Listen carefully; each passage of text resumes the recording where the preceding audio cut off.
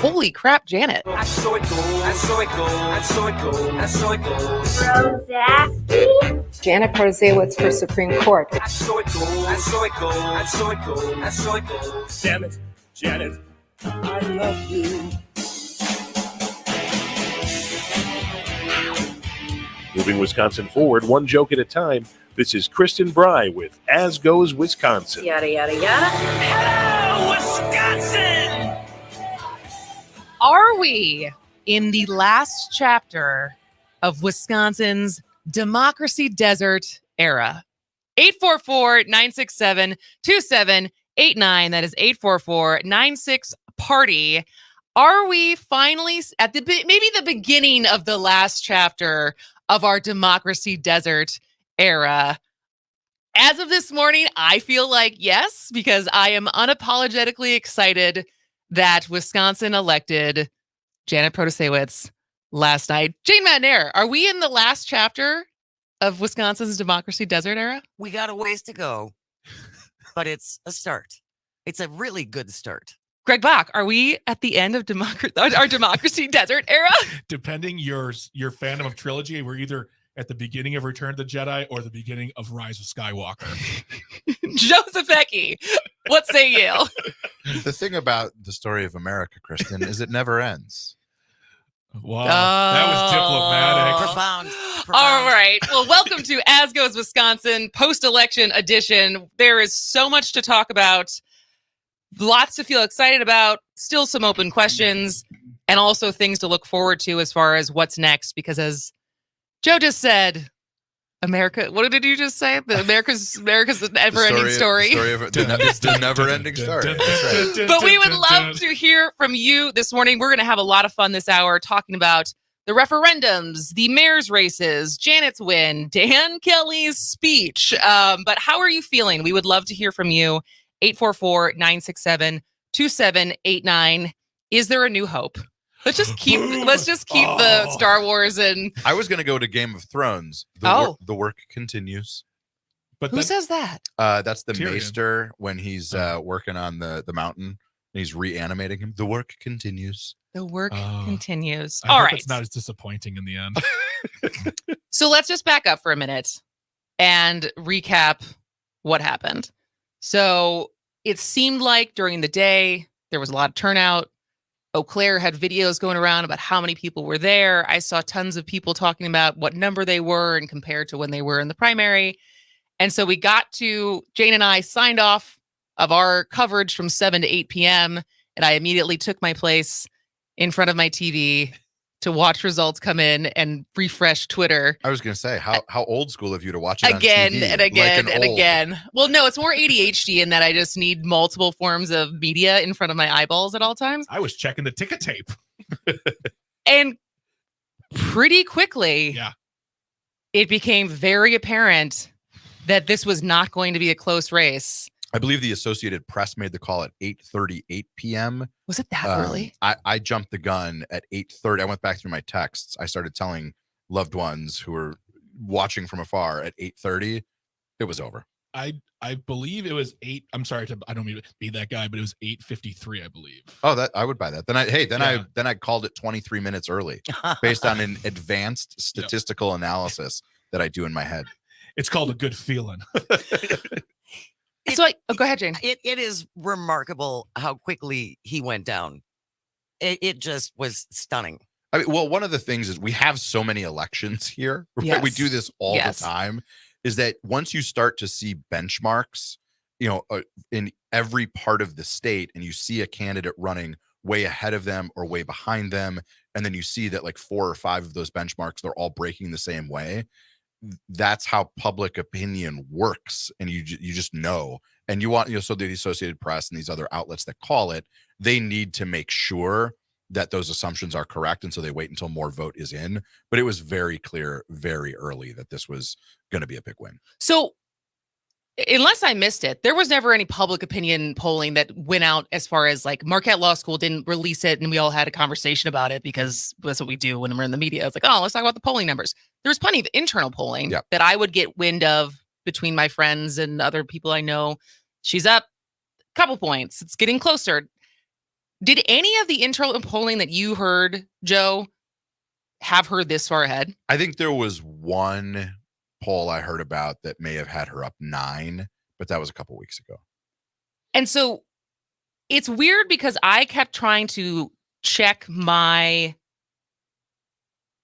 I don't know what the right word, but it's like in my echo chamber, in the stuff that I put out into the world, especially on social media, and the amount of people who seemed engaged and fired up to vote. And there's no science behind it whatsoever. But I was like, there was a part of me that was like, I think she's going to handily beat this guy, because I just did not see the enthusiasm from conservatives. Granted, I don't roll in conservative circles. So I was like, I don't know if I'm just missing something, but people who are not necessarily always that engaged seem very fired up. Well, listen, there's lots of reasons to bemoan all of the spending in these races. It's been talked about ad nauseum, most expensive judicial race in American history. The upside of all that spending and all those TV ads is more people are reminded that there's an election, and spring elections are not, top of mind necessarily all of the time for people. So, you can want to, be done with the TV ads, and we are for now. But all that spending meant we got record high turnout. 1.8 million Wisconsinites voted. Yep.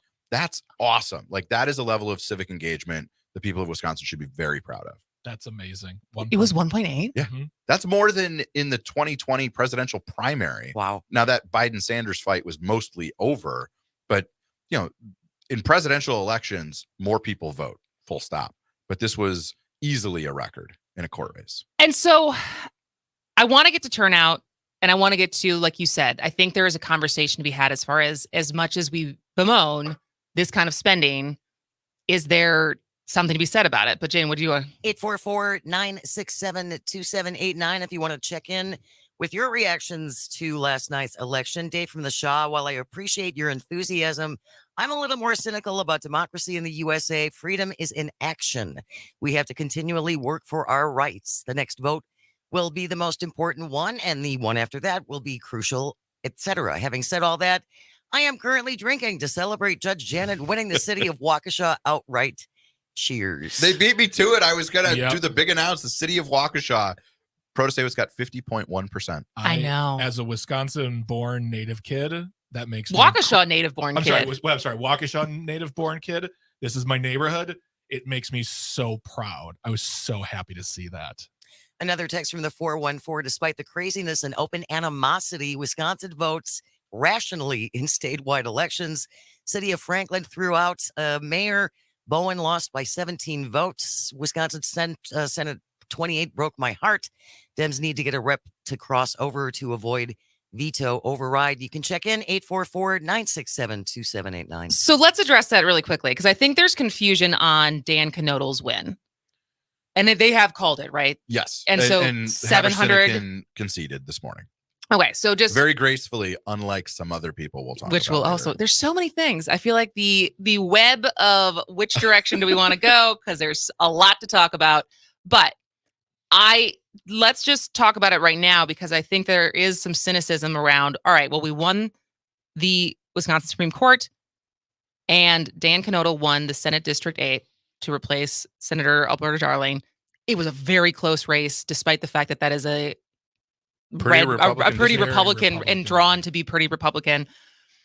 So now the Senate has a supermajority. The Assembly still does not, which to have a veto-proof supermajority, both houses would need to have a supermajority. Correct. So that's if Governor Evers says no, then it can go back to the legislature. 2/3 of each house would have to vote to override it. That is not going to happen because of what the margin in the Assembly. So, Joe, explain what powers they do have and whether or not that is, how much of a threat that actually is. So impeachment is set up in constitutions. So federally, right? We saw this twice during the Trump era, so we know, just as a refresher, the House impeaches with a majority and the Senate has to convict with 2/3.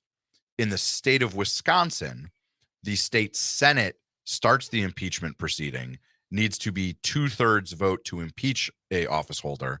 Then it goes to the Assembly, our house, our lower legislative body, and a mere majority can then approve the impeachment. So by the numbers, impeachment will be on the table. I personally am cautiously optimistic that Republicans will not choose that nuclear option. If for no other reason, then Governor Evers would then be able to appoint a replacement for whoever was removed from office using those means.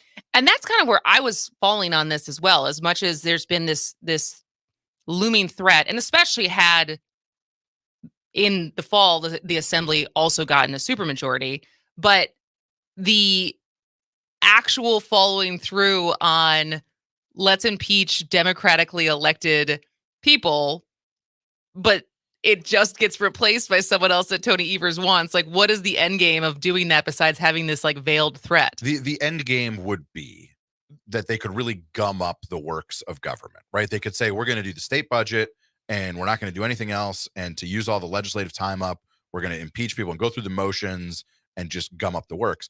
But when you consider that the Republican controlled legislature only worked 3 months last year, it's not like these folks are sitting around the state capitol wondering what they're going to do with their time for weeks on end. Like, I guess we could impeach somebody this week.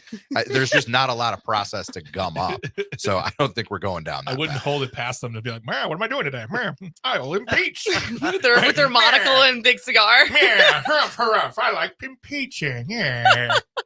All right, well, let's shift gears when we come back from the break as far as what this does mean for bigger strategy. Not that any of us are GOP operatives, but as far as, you know, in 2017, the Republican Party had a very different outlook on Wisconsin that has just been upended. So what does that mean for, do they continue to double down on culture war and MAGA-ness, or do they take this finally as a wake-up call that people want more moderation and a little bit more sanity? So we will talk about that when we come back. Our guest today is Joe Zepecki, Greg Bach, Jane Metnair's on the board, and I am Kristen Bry. Stay with us. This is As Goes Wisconsin. If you feel like a room without a roof, clap along if you feel like happiness is.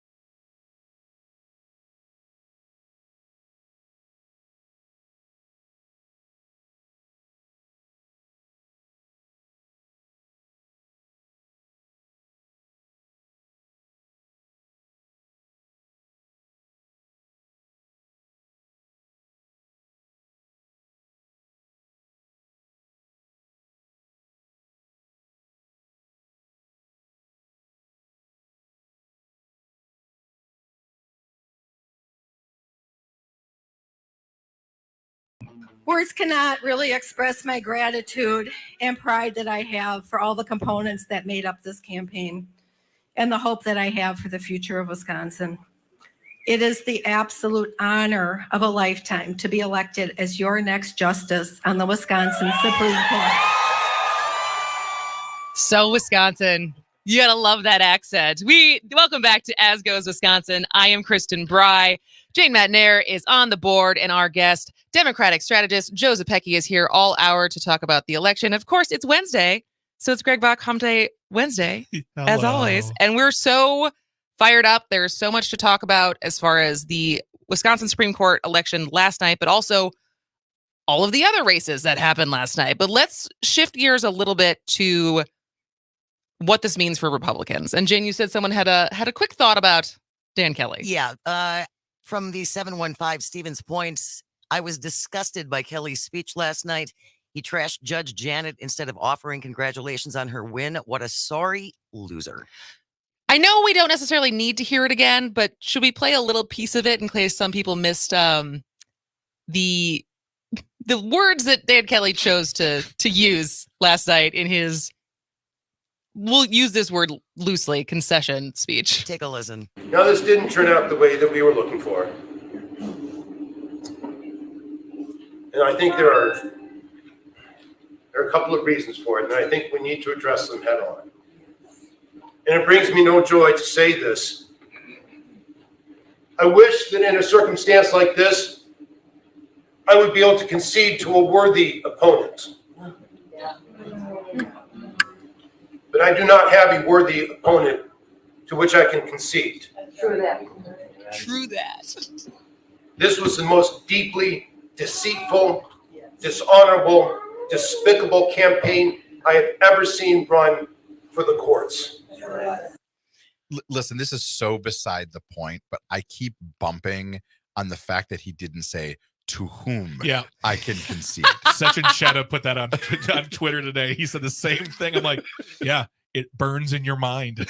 You know what really stands out to me, though, is the utter lack of grace and the utter lack of self-awareness. He got smoked. He got smoked. And this is your response? What I've said many times, including maybe on this air, is in politics and in all things, when you win, you should do so with class. When you lose, you should do so with grace. Or as I tell, I do some coaching high school football. But when you get to the end zone, act like you've been there before. Like, we don't need to showboat, and we don't need to lose with indignity, which is what we saw from Mr. Kelly last night.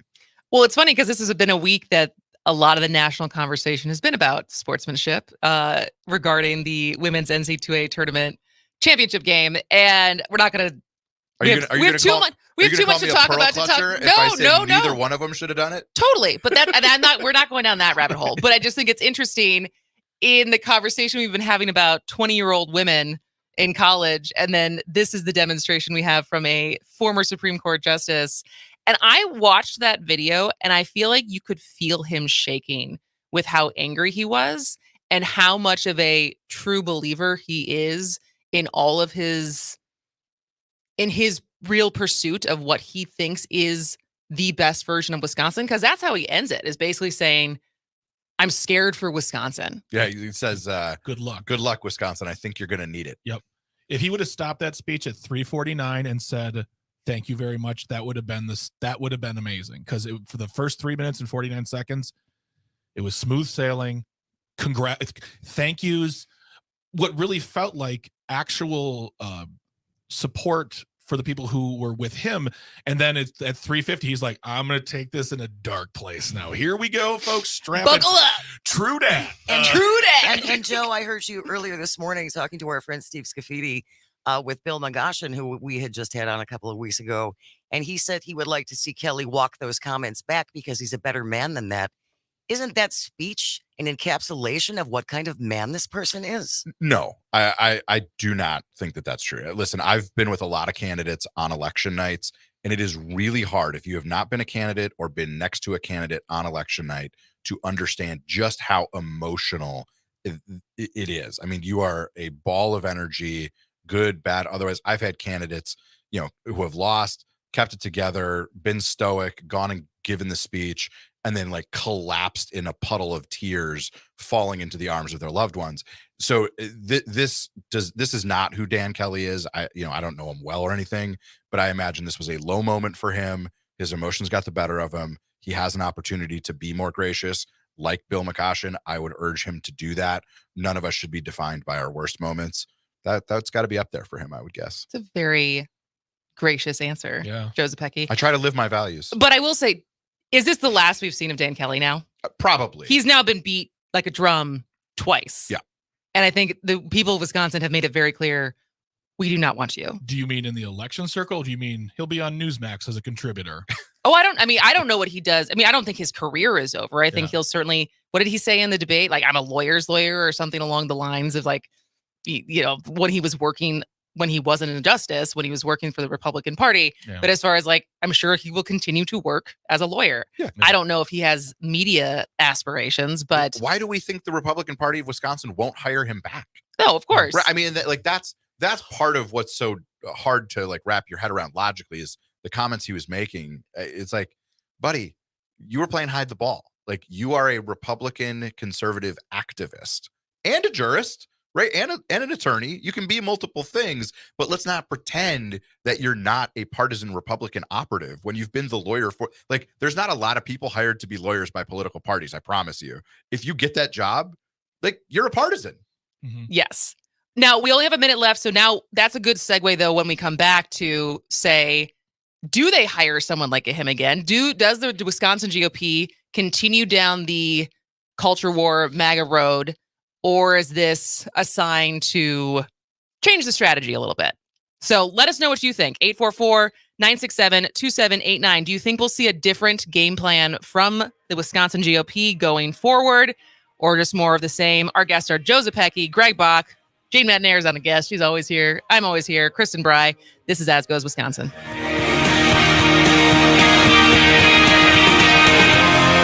Which one will I be?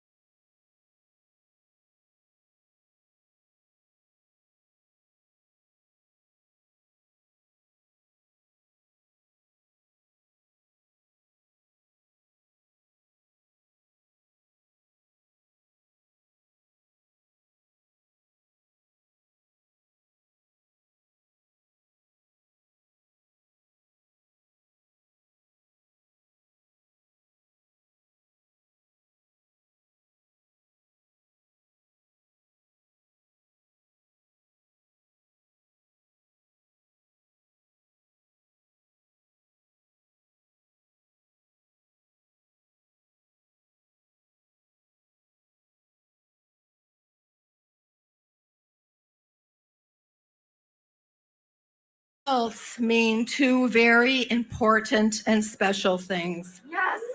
First, it means that Wisconsin voters have made their voices heard. They've chosen to reject partisan extremism in this state.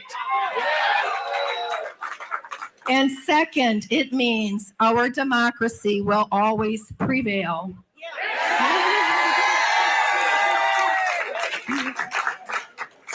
Too many have tried to overturn the will of the people. Today's results show that Wisconsinites believe in democracy and the democratic process. Welcome back to As Goes Wisconsin. I am Kristen Bry. Of course, we have Jane Madnair. Greg Bach is here, and Joe Zepecki also here for the first hour as we debrief and talk about last night's election. And we would love to hear from you on how you are feeling the next day, the day after. Are some of you hungover? I am not hungover. Are you hungover, Greg? Absolutely not. Joe, are you hungover? No, I had a single glass of champagne, and then I was the driver last night. Look at you, Yep. self-control. Somebody's got to be responsible. Discipline. Jane, are you hungover? I am not hungover, but I sure didn't get much sleep. Me either. I just couldn't sleep. Same. Yeah, it was Well- about 2:00 in the morning. So Ooh, yeah, I was late. so but you look peppy today. You look great. I'm just happy.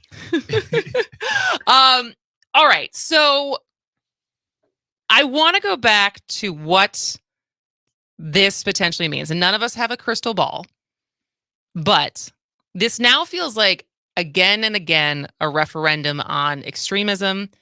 Also, this was impossible not to say that this was also about abortion, but that goes into extremism, right? As far as the inability for Republicans, at least in Wisconsin, but also largely, they feel like they cannot let go of their anti-abortion base and support.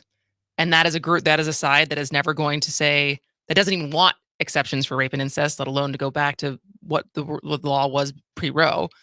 So there is an extremism that they are still committed to, despite statewide election after statewide election after statewide election of saying, we don't want that.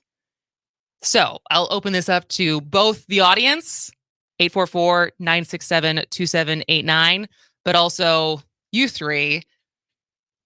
Not that any of us have any say in what the Republican Party does, but does this change anything? I guess the question I would ask is I would call Mr. Brian Schimming, because Brian Schimming made it very clear, who was the chairman of the Wisconsin GOP, made it very clear that he was going to do some revamping in the GOP. Now, his Twitter and online presence didn't seem to show that. He seemed to be going the way of the attack ads and whatnot. But one thing he did do is he kind of turned the boat for the GOP in Wisconsin on early voting. He really pushed the idea that early voting is important, which 3 months ago was demonized. So if that's like the first step for them, that could be something. That like, now that Brian's got this election under his belt, which he was thrown kind of in the middle of when he was appointed, what's next for him then? What is on his plate to maybe turn the narrative a little bit more with regard to how the GOP puts out their message to their base here in the state? That's the question I have. Joe? The first step in addressing a problem is acknowledging that you have a problem. And big respect to everybody out there who's living that dream. I am hearing Republicans from multiple corners today who recognize they have a problem. They have a problem with suburban voters. They have a problem with women voters, with college-educated voters. They've got a Dane County problem. Last night, they had a Brown, Outagamie, Winnebago County problem. They had a Western Wisconsin problem. They understand. They had a Waukesha problem. They had a Waukesha problem. Mm-hmm. They understand that this path that they are on is not sustainable. The really hard part is, how do they extricate themselves from Trump and the Dobbs decision? And those are the two biggest drivers as I see them. We've seen on the Trump front, Republicans rushing to defend the former president, even before they knew what was in the indictment, even despite the fact that of the 4 cases currently circling the former president, this is, inarguably the weakest of them. But they don't care. They are still swearing their fealty. How the elected officials and candidates on the right extricate themselves from Trump is what to watch for. Asa Hutchinson, candidate for president, trying to show his party you can do that. Chris Christie trying to do that. We have not seen any Wisconsin Republicans really say enough is enough. They're getting there, right? They're saying, I'm sick of losing. We need a path forward. We need a new generation, but they're not squarely taking on Trump yet. So that one's going to be really tough. I would argue the Dobbs decision fallout is actually even tougher because, for example, here in Wisconsin, we should now get some clarity and an update from that 1849 law. We will probably, hopefully, but we don't know yet, in the next year or so, get to a place where it's more like a 20-week ban on abortions and exceptions. That would be a better public policy, right? Just politics aside, just a better public policy. But Republicans here in Wisconsin and nationally are going to continue to be defined by their positions on this and not just their own. When Florida is passing a 6-week ban on abortion, the Republicans doing that there, including Ron DeSantis, they are harming the brand for Republicans in 49 other states. Mm-hmm. And so they're squeezed between this rock and a hard place. And that's really, really tough. So they've got their work cut out for them. Yeah. And but at least they know they do have a you problem. have so as you said, with the Wisconsin Republicans, none of them have started to break away yet. If you had to guess who would be the first one to start to break away, do you have any predictions there? Maybe Congressman Gallagher, who may want the focus to be on work that he's doing, which is important. Yeah. Whether, right, like, I was very disappointed and honestly a little surprised that Congressman Stile down in the southeast part of the state was so quick to put his name on a letter to Manhattan District Attorney Alvin Bragg, basically saying, we're going to drag you up here and read you the riot act. How dare you indict our dear leader? That to me was a little bit more extreme than Stile should be in a district that is not, like, it's a comfortable Republican seat, but it's one that Democrats have won before and could win again. Yeah. Well, especially because that we're going to spend a lot of time on this, but the DNC has finally announced that they're going to stop flip-flopping on their support for the Derek Van Orden seat and Brian Stiles seat. I mean, actually, in 2024, it's really easy. Show up. It's really easy to say that now. Yeah, exactly. Was anyone saying anything on the text line, James? Yes, we do. 844-967-2789. Anytime you want to call or text from the 262. As a progressive, I think the Wisconsin GOP needs to continue down whatever path they are currently on.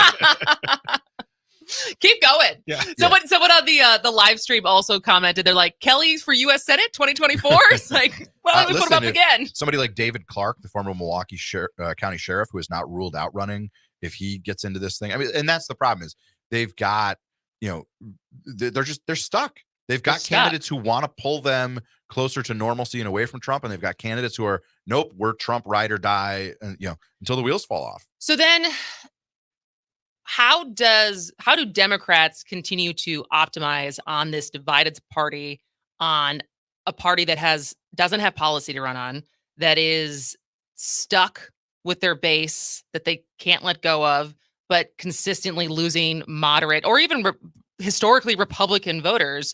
Like, what do Democrats need to do to optimize and leverage the situation? Well, you first of all, you can't rest on your laurels. You got to continue to do the work and to provide the contrast. And so, for example, I'll just give two quick ones. This week, you saw Governor Tony Evers within the last week, signing bipartisan legislation to address reckless driving in Milwaukee. It's going to make it easier to get reckless drivers and their vehicles off the streets. In terms of nationally, while President Trump was getting arraigned yesterday, you had President Biden out talking about things like climate jobs and the Infrastructure and Jobs Act and getting people back to work, rebuilding our infrastructure and transforming the electricity grid. You got to do the work. You can't just say like, oh, well, the other side is going to, continue implode, to, right. So we can you got to do the work. You got to show people you're serious about this. And that's just two examples. There are more of them continuing to do that. Well, I think that's what's interesting, because it goes back to the question I had at the top of the hour. In Wisconsin, is this the beginning of the last chapter of us being a democracy desert? Which I use that word because that has been many times how The Guardian, New York Times, like we have been described as a democracy desert largely because of our gerrymandered maps and how we have not a minority rule, because even if we got fair maps, we're 50-50 state. Still got to go win races. But it's in the way that it is a super majority, in the way that so many popular policies there's been no movement on whatsoever. And is it overstating that this is the beginning of a new chapter? It feels like it. You feels like it's overstating it? No, I'm sorry. The last, I just heard I meant that it feels like we're at the next chapter. That's what I feel. I don't think it's overstating, because I think there's too much excitement for it. With every win that the Democrats get in the past 3 election cycles, it just feels like it's building more and more momentum. And it's talking about what you were talking about. But I also think there's another component to it, is finding those qualified candidates to find those qualified candidates to run in all elections, but also make big dream, shoot for the moon, like say, yeah, we can't do it this time, but in 2 cycles, we want to take down Robin Voss, and we're going to find a candidate, and we are going to get them from start to finish, get them the money they need.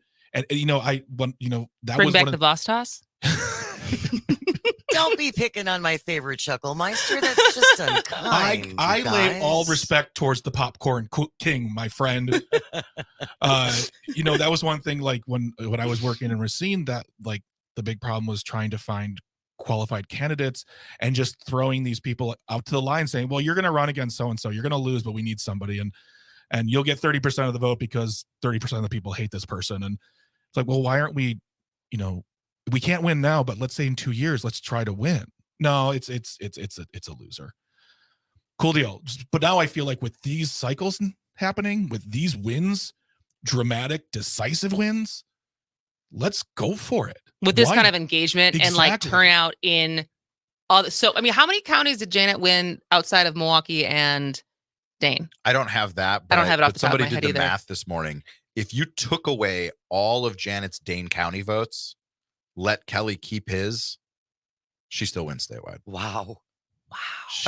She won by 10 points in western Wisconsin. She won Brown, Outagamie, and the last statewide candidate supported by Democrats to do that was Tammy Baldwin, who also won by 10 points. I mean, this to the broader point, like you got to do the work, you got to get wins, you got to celebrate those wins. Mm-hmm. And the reason to do that is, for example, let's just take one cohort of voters, young people. The kids are all right.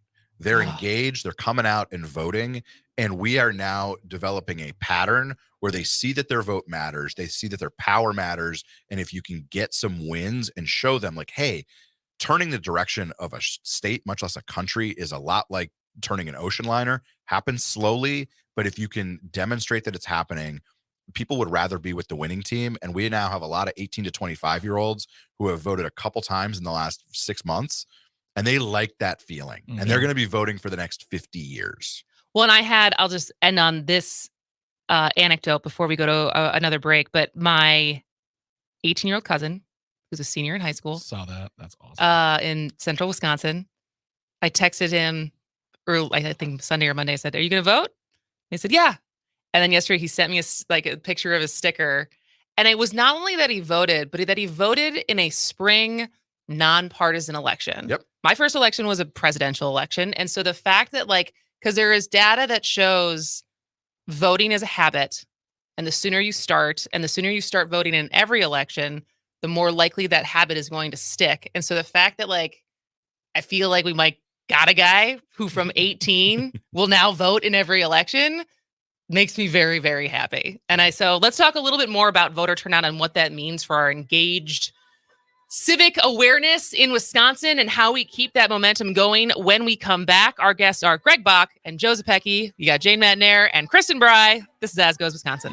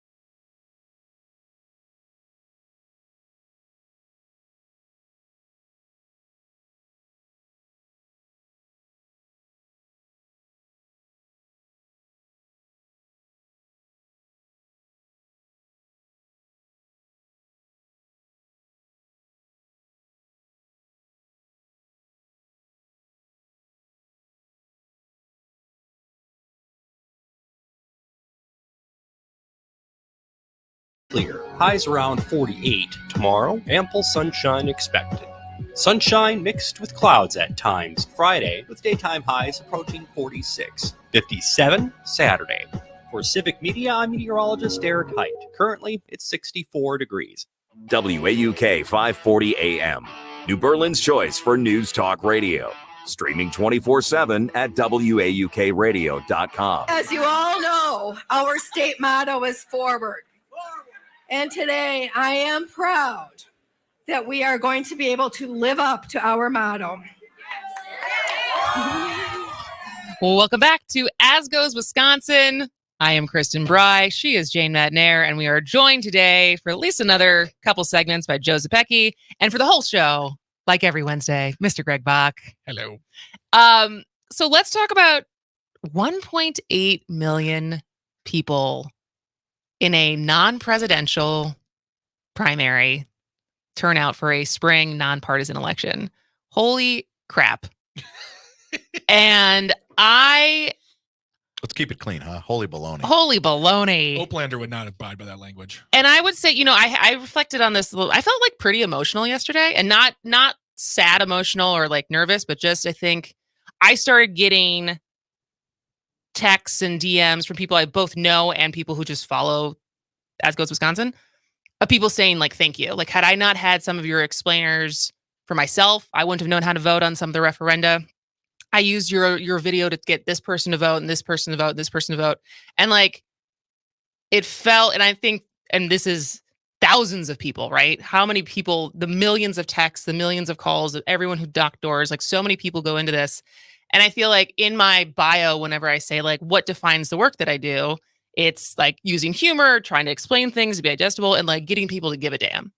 And I feel like even in the short time since I've been back in Wisconsin, like I can feel there's more and more momentum of people like giving a damn, and not just every 4 years, but knowing that every election matters, even though we have a lot of elections. And like, I'm emotional now. Like, I'm just excited about it. Like, beyond Janet's win, just the fact that this many people turned out. And yes, it's still not over 50% like we see in the turnout we see in the fall, but like, it's a really good step. And so it's like, what do we do beyond Democrat versus Republican, left versus right, to like continue to keep people engaged like this? That's an open question for anyone. You're reminding me of a former president who has never been arraigned, Barack Obama, who said that in the unlikely story that is America, there has never been anything false about hope. And I think what we're seeing and feeling is the hope. And it is, as you said, the product of hard work and a lot of hours by a lot of people.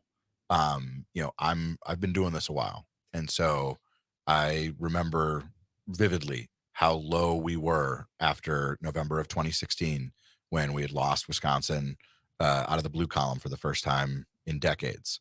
And it has been a years long road back.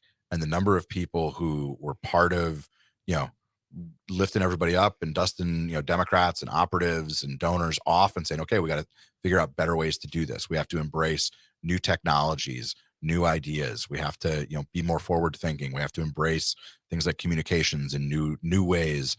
And now to sort of look at the arc of these last 7 years and to see even things like civic media, like this was not a part of the ecosystem in 2016. To see people like you and the great stuff you've done at As Goes Wisconsin, like it's, a million little, moments having an impact. And that's something people should feel proud about. And I think it's really important, Joe, that you use the word hope, because I haven't experienced that emotion for so long. It took me like an hour and a half to identify it last night. Jesus, I would really talk to someone then, Jane. It's like, what am I feeling? Oh my gosh, I feel hopeful. It's this weird. unencumbered joy, and I can't find what? Oh. I think it was my better half who also in the boiler room last night said, this feels really good. Why don't we just do this all the time? Yeah, right. Like, why didn't we always do it this way? Well, and I guess, is it, Ben Wickler tweeted out last night, and I thought this was, granted, he's very good at the Twitter as far as saying things that are inspiring and whatever. But he said, this isn't a prediction. It isn't a hint.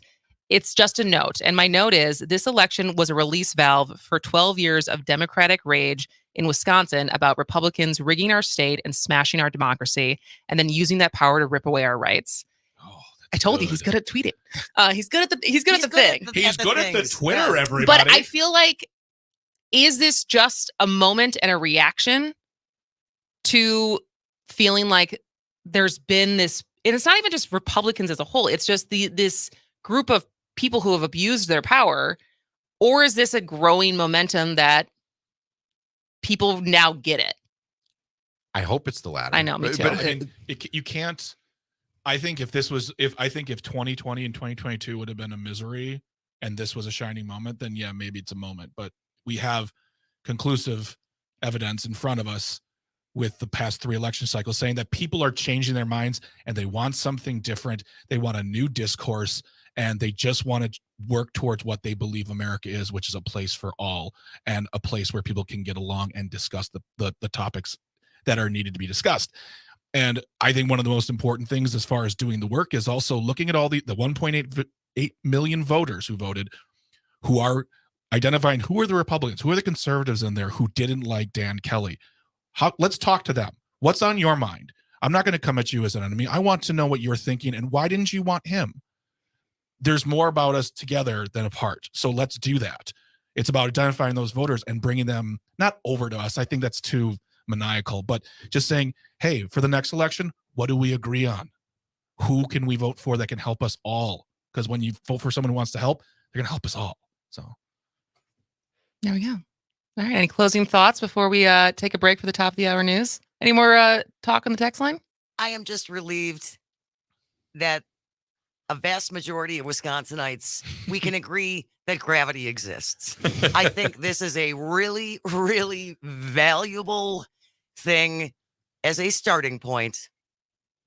The majority of us agree that gravity exists. I'm just glad we got Jane to feel hopeful again. I know. I'm running like 12 hours of hope here. It's like the Grinch, and your heart your heart grew 3 sizes last night. I know. I'm not sure what's wrong with Which, me. see a doctor. All right. Well, we still have some down ballot stuff that we haven't even touched on yet. So, Joseph, you're going to stick around? Yeah, I'll do one more. Do one more. We'll talk about the mayor's races and the referenda, which I think the referenda, I have a lot of feelings on as far as is this the best way that we could be doing this? But regardless, people said yes. So stick around. This is As Goes Wisconsin on post-election day bliss.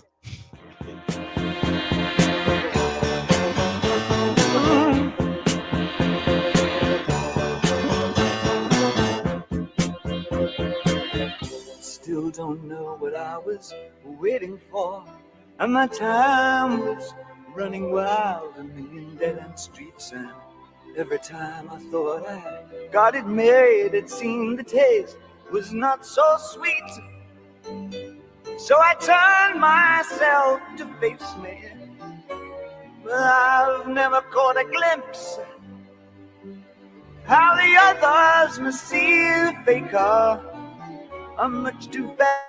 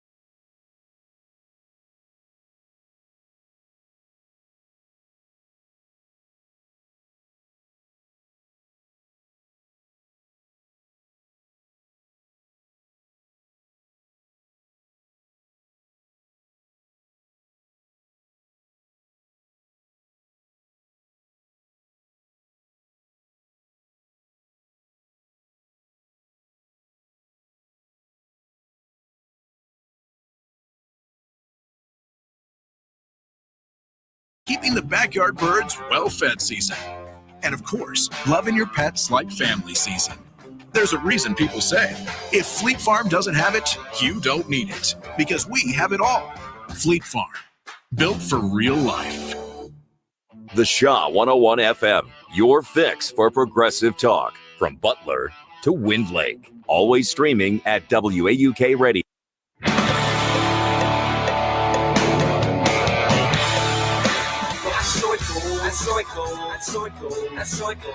Holy crap, Janet.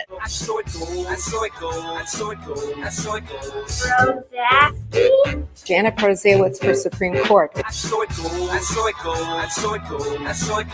Damn it, Janet, I love you. Moving Wisconsin forward, one joke at a time. This is Kristen Bry with As Goes Wisconsin. Yada, yada, yada. Hello, Wisconsin!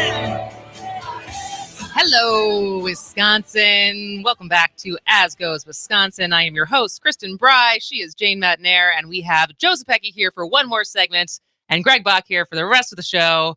And we are still talking about last night, and we haven't even touched on the down ballot races. We touched a little bit on the state Senate race, which has gone to Dan Knodel, the Republican, and does mean that the Senate will have a supermajority. Unclear how much of that power they will use and how effective they will be with it. But beyond that, all three of the mayor's races that we at Civic Media last night were watching, all three incumbents won. And I know, I think in descending order, Racine was probably the widest margin, and then Satya-Mayor Rhodes, I think he was like 57 to 44. What did Satya get? I think that was closer. I think that was like 55-45, but it was also still pretty wide. And then I had heard that the Green Bay mayoral race was going to be really close, but even that was about 4 points, right? Yeah, 52-48. And so in that, I had not kept my finger on the pulse of that one as much, but that ended up having a lot of spending, right? Yes. Listen, all of these local races are getting more and more. It's most pronounced in the state Supreme Court race, but you also had, a lot of TV ads in the Racine race. Green Bay, they were up on TV for a long time. These races matter. Local control matters. And so congratulations to mayors Mason, Genrich, and Satya Rhodes Conway. Yep. Sorry. Mason won with 2,200 votes, which is good. And I'm surprised. Henry Perez, I won't lie. When I left Racine, he was just coming onto the scene, and I never saw him as someone who was shooting for mayor. So really, yeah. I mean, he was, I don't have a ton of opinions on him. He was a nice guy when I knew him, and I'm not saying he's not now. I'm just saying he never struck me as, I'm going to run for mayor. And when I saw his name on a yard sign, I was like, okay, all right. And yeah, Corey, I mean, it was not surprising. I mean, I have a friend who ran in the primary and he did not make it. And when Corey made it, I was like, all right, it's probably going to be. Yeah.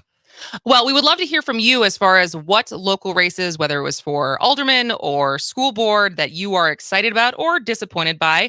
844-967-2789. Shoot us a text or give us a call at 844-967-2789 of some of the other down ballot races in your neck of the woods that you're very excited about or disappointed by. But I wanted to talk briefly because I had felt fairly strongly about these statewide referendums, both in the subject matter of them, but also I have very mixed feelings because on the one hand, it feels like I am jealous when I look at Michigan, who had a direct referenda that was organized by the people to be on the ballot 5 years ago for fair maps, last year for abortion, both passed. Now Michigan has fairer maps and for now is democratically held. They also have safe access to abortion. So on this one hand, I see the ability of what binding direct referendums can be and feel like, ooh, I want that. And then on the other hand, I see these confusing ass questions on complex issues and people, the amount of questions I got in my DMs and inbox of, can you please explain this to me? I went to law school and but I have people who are lawyers who are like, I don't even understand the way it was written because it was written so poorly that people don't know what they're actually voting on. And then it passes. It passes overwhelmingly. And so I don't know where I fall on it, but I feel like at least this morning, I kind of feel like, there has to be a better way to make decisions on something that is as consequential as defendants' rights. I mean, there's been saying that since, I remember when I was working on the campaign for marriage equality, and there's the question when we're fighting for marriage equality and we say vote no, people are like, why am I voting no for marriage? No, you okay, yeah. They sit you down. It's just about, it's every time. It's always a confusing language being written to screw us up. Always. That's how they win. I think it was former President Bush who said, if we, I'm pulling them all out today. If we don't teach our children to learn good, how will they know to read? And I don't know why that just popped into my head. But if you don't, I will also quote him. Fool me once. Fool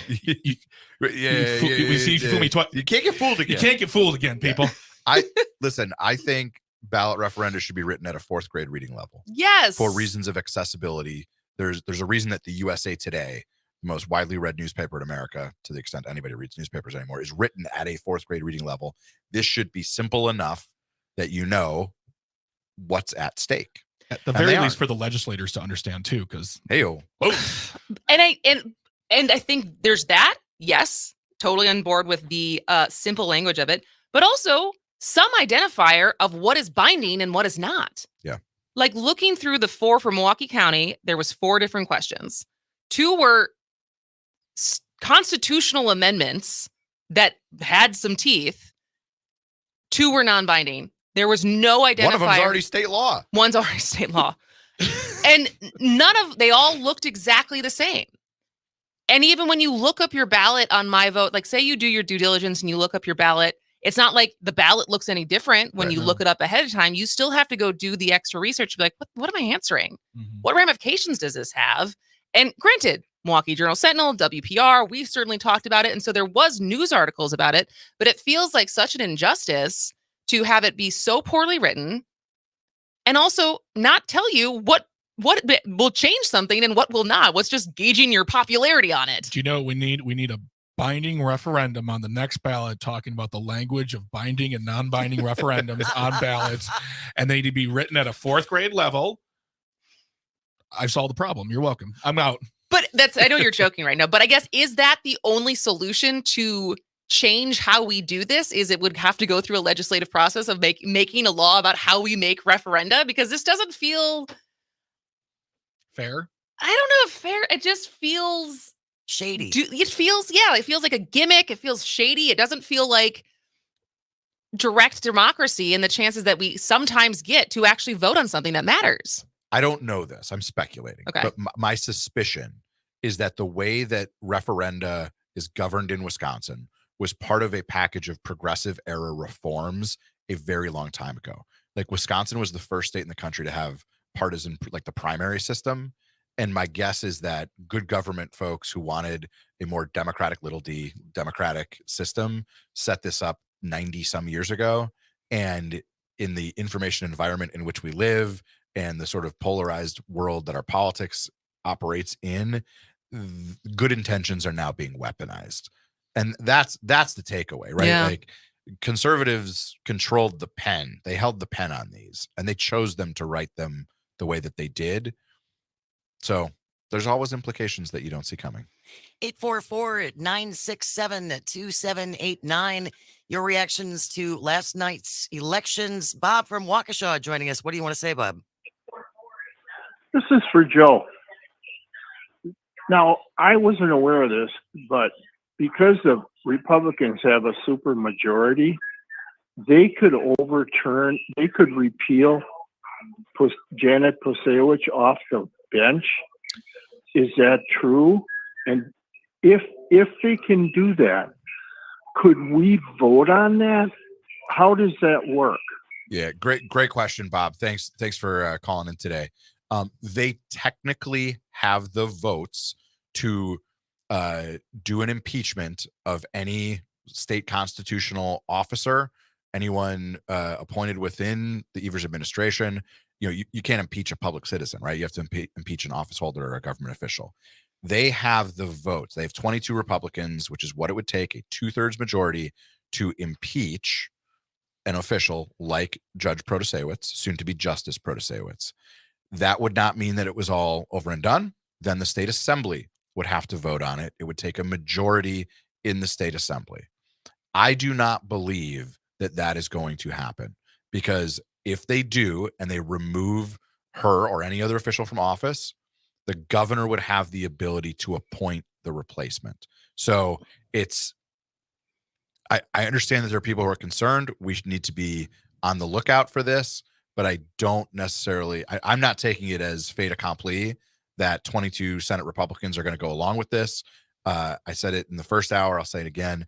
I am cautiously optimistic that Republicans will heed what the people of Wisconsin are saying, which is they want an end to brinksmanship and extreme politics. They want people to get stuff done. But a great question, Bob. I can't imagine anything that would tick off 1.8 million Wisconsinites more than trying to get rid of the woman who was just resoundingly elected. Well, and that's the thing, is this is all part of the same story, which is there is a creeping threat in this country where there are some partisan public officials who don't want the people to decide, who are it is sort of a creeping threat of, call it proto-authoritarianism, fascism, choose your word, but like, it is not the will of the people when the Tennessee legislature tries to expel 3 members for protesting, when this happens all the time, and Republicans claim to care about protecting constitutionally protected speech.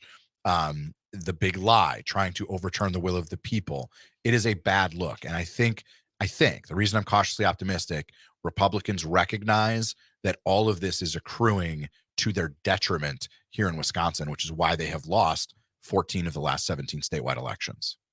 Which is a stellar number. Yeah. And I'm a glass half full guy, though. You are. Hearts for days. All right. Well, we only have a minute left. We have to let Joe Zepecki get on with his media tour for the day. Any last words before we let you go? Great job, Wisconsin. Way to give a damn, as Kristen Bry says. Whoa.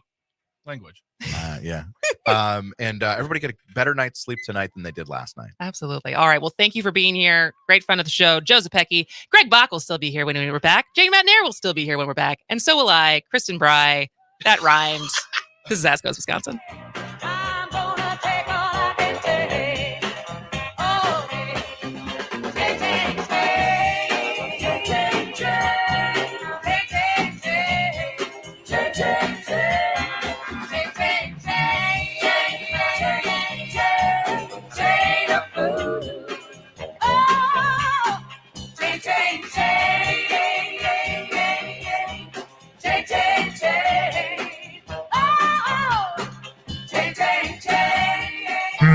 This is so good. Why are you eating so much popcorn? Well, I'm making a difference for Wisconsin schools, and I was able to easily shop online. I mean, it does look yummy. OMG, you've got to try this cheddar jalapeno. It is good. Oh, and I ordered a bunch of other gourmet flavors, chocolate delight, cookies and cream, and even dill pickle, delivered to my door. And I help Wisconsin schools in the process. Go to the Wisconsin Popcorn Shop at civicmedia.us/shop. That's civicmedia.us/shop. And order now. The shop closes April 10th.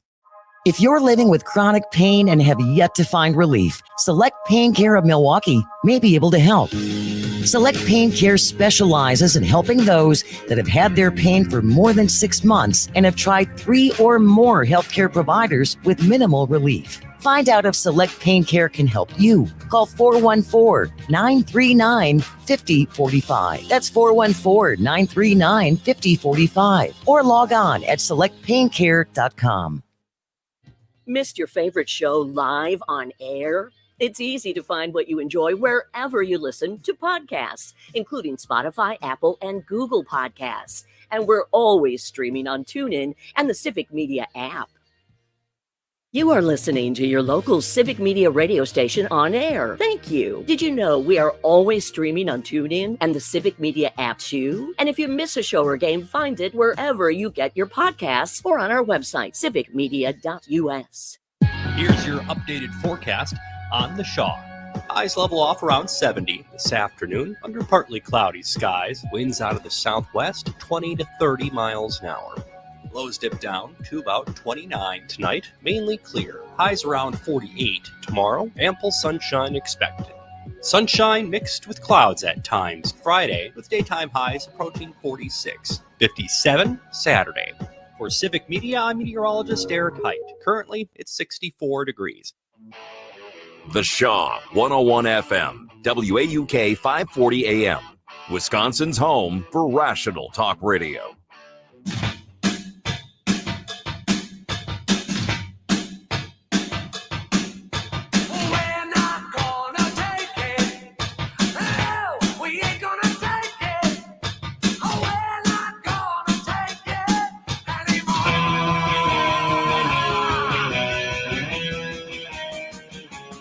Welcome back to As Goes Wisconsin. I am Kristen Bry. She is Jane Madnair, and he is Greg Bach.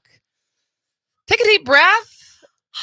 That was a very fun first hour and segment. I truly feel like we could talk about this all day. Yeah. And maybe we still can. If people would like to keep talking about it, we would love to hear from you as far as your takeaways from last night. Even just how you're feeling as far as, is it relief? Is it nervousness? Because it's, there's just another day that we have to keep staying vigilant as far as understanding what's coming around the pipe. We obviously have a budget around the corner. The first Joint Finance Committee budget public hearing is today in Waukesha. So as far as politics doesn't end, governing doesn't end. Elections never end. But I was trying to find it so I could actually quote it. But the friend of the show, CJ Safer, who's a Republican conservative, and he's been on the show a couple times, and he tweeted out last night, which I totally get, right? Like, in the same way, when you really believe in something and you're angry when your side loses, and he had said something.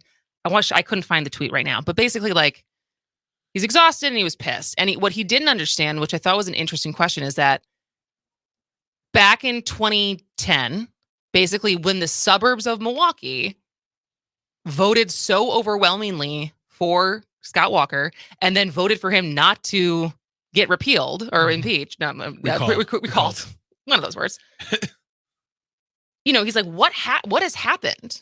And I think that will be a question that the Republican Party has to ask themselves. It's like, because Act 10 is on the slate of things that could get challenged in this new court, right? And he's like, and he was just saying, he's like, I don't understand what's changed in the suburbs to actively vote against something that you voted for 10-ish years ago.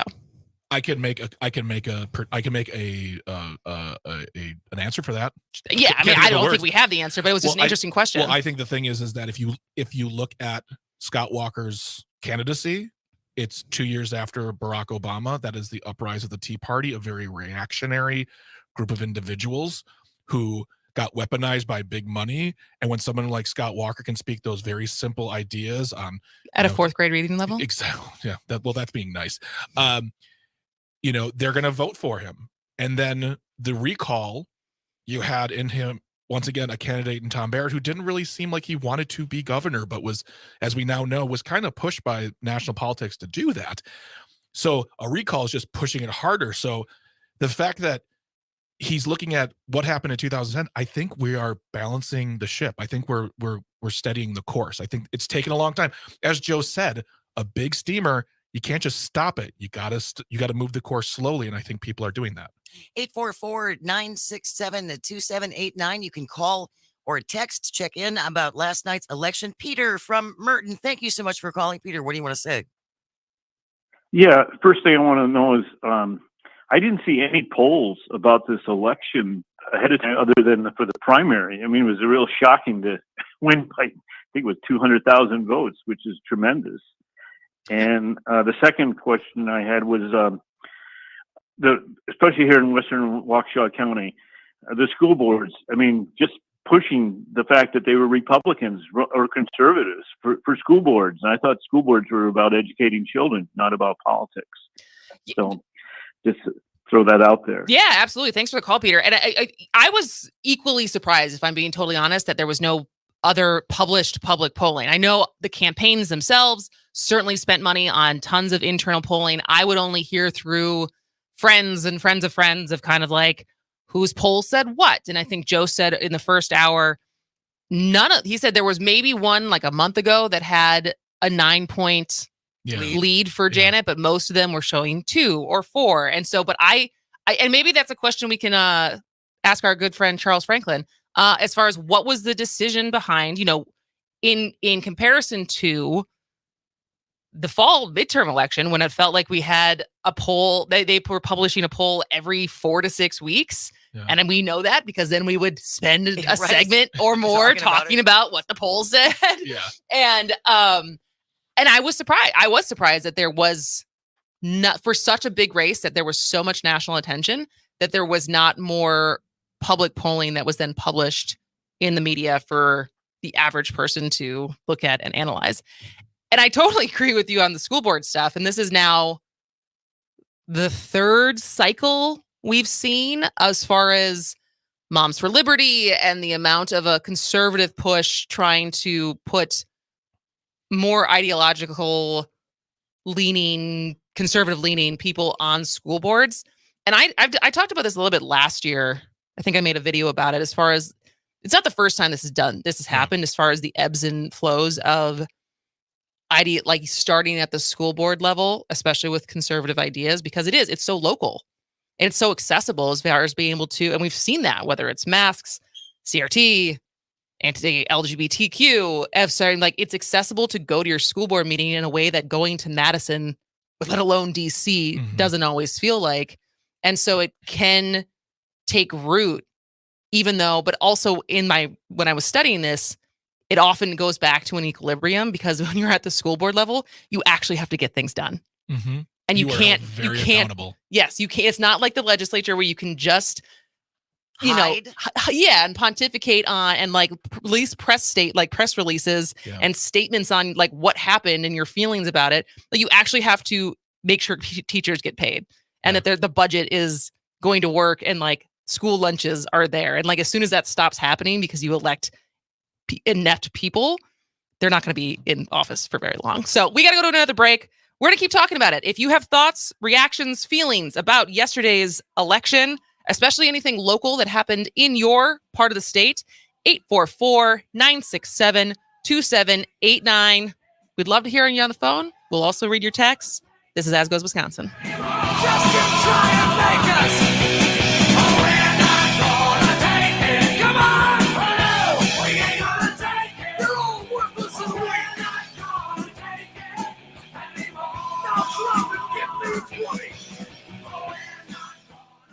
A progressive voice for rural Wisconsin. WAUK 540 AM. Always streaming at WAUKradio.com. CBS News brief. Students at 200 colleges and high schools around the country are walking out today to call for tougher gun laws. We've gone to the committee hearings on a bunch of bad gun laws, honestly, and we don't feel like our voices are getting heard. Catherine Allen is a student at Florida State. Multiple deaths reported in southeastern Missouri after a tornado caused heavy damage. CBS's Jared Hill. More storms are expected to hammer parts of the Midwest and South in the coming days, hitting the same parts of the country where possibly dozens of tornadoes killed at least 32 people in Iowa, Illinois, and Arkansas. Well, CBS's Robert Costa on the potential legal peril for Donald Trump far beyond the New York felony case. He's being investigated right now for whether he obstructed the return of those classified records to the federal government. That's the point of alarm among some Trump associates at this moment. CBS News Brief. I'm Steve Kathan. The Shaw 101 FM, Franklin's choice for news talk radio. Streaming 24/7 at WAUKradio.com. For Civic Media, I'm Jane Matnair. Here's what you need to know. More than 1.7 million Wisconsinites turned out for yesterday's race for the state Supreme Court, breaking the previous record high for a spring election without a presidential primary. Liberal-backed Judge Janet Protasiewicz beat former Justice Dan Kelly 55 to 44%. This is Kelly's second election loss in a row after he was appointed to the Supreme Court by former Governor Scott Walker in 2016. Kelly lost to Jill Karofsky in 2020 by 11 points. Among the lawsuits that could come before the court: abortion rights, gerrymandered maps, Wisconsin's right to work law, and private school voucher programs. In Wisconsin's 8th State Senate District, Republican Dan Knodel defeating Jody Habush-Sinekin 50.9 to 49.1%. That's with 99% of the ballots counted. I'm Jane Matnair. This is Civic Media News.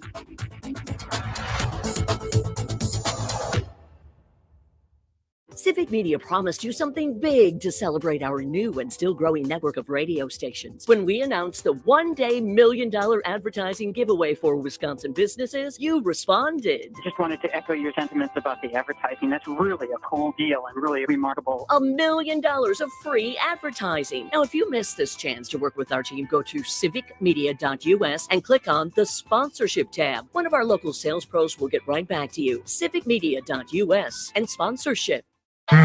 This is so good. Why are you eating so much popcorn? Well, I'm making a difference for Wisconsin schools, and I was able to easily shop online. I mean, it does look yummy. OMG, you've got to try this cheddar jalapeno. It is good. Oh, and I ordered a bunch of other gourmet flavors: chocolate delight, cookies and cream, and even dill pickle, delivered to my door. And I help Wisconsin schools in the process. Go to the Wisconsin Popcorn Shop at civicmedia.us/shop. That's civicmedia.us/shop. And order now. The shop closes April 10th. If you're grilling this weekend, be sure to have plenty of Village Hearth buns on hand. Fancy equipment and secret sauces are great, but once you've mastered the basics, it's all about the bun.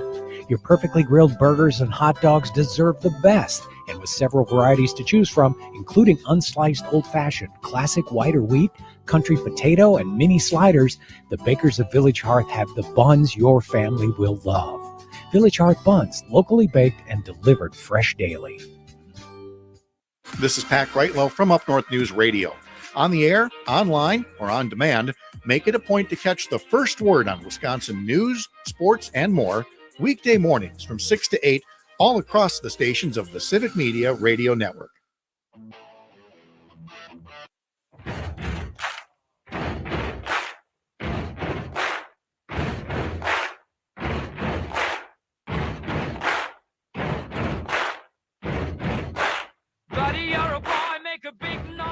Welcome back to As Goes Wisconsin. I am Kristen Bry. She is Jane Matnair, and he is Greg Bach, who just you wanted to show off your Bob Ross shirt a little bit more? Heck yeah. It's Bob Ross. Pretty good. I love Bob Ross.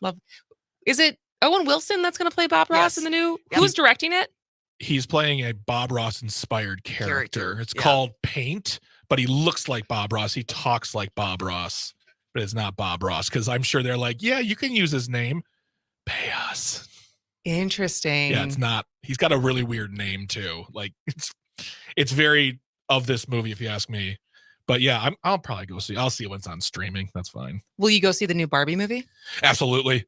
Have you seen the trailer for the Barbie movie that dropped yesterday? I have not.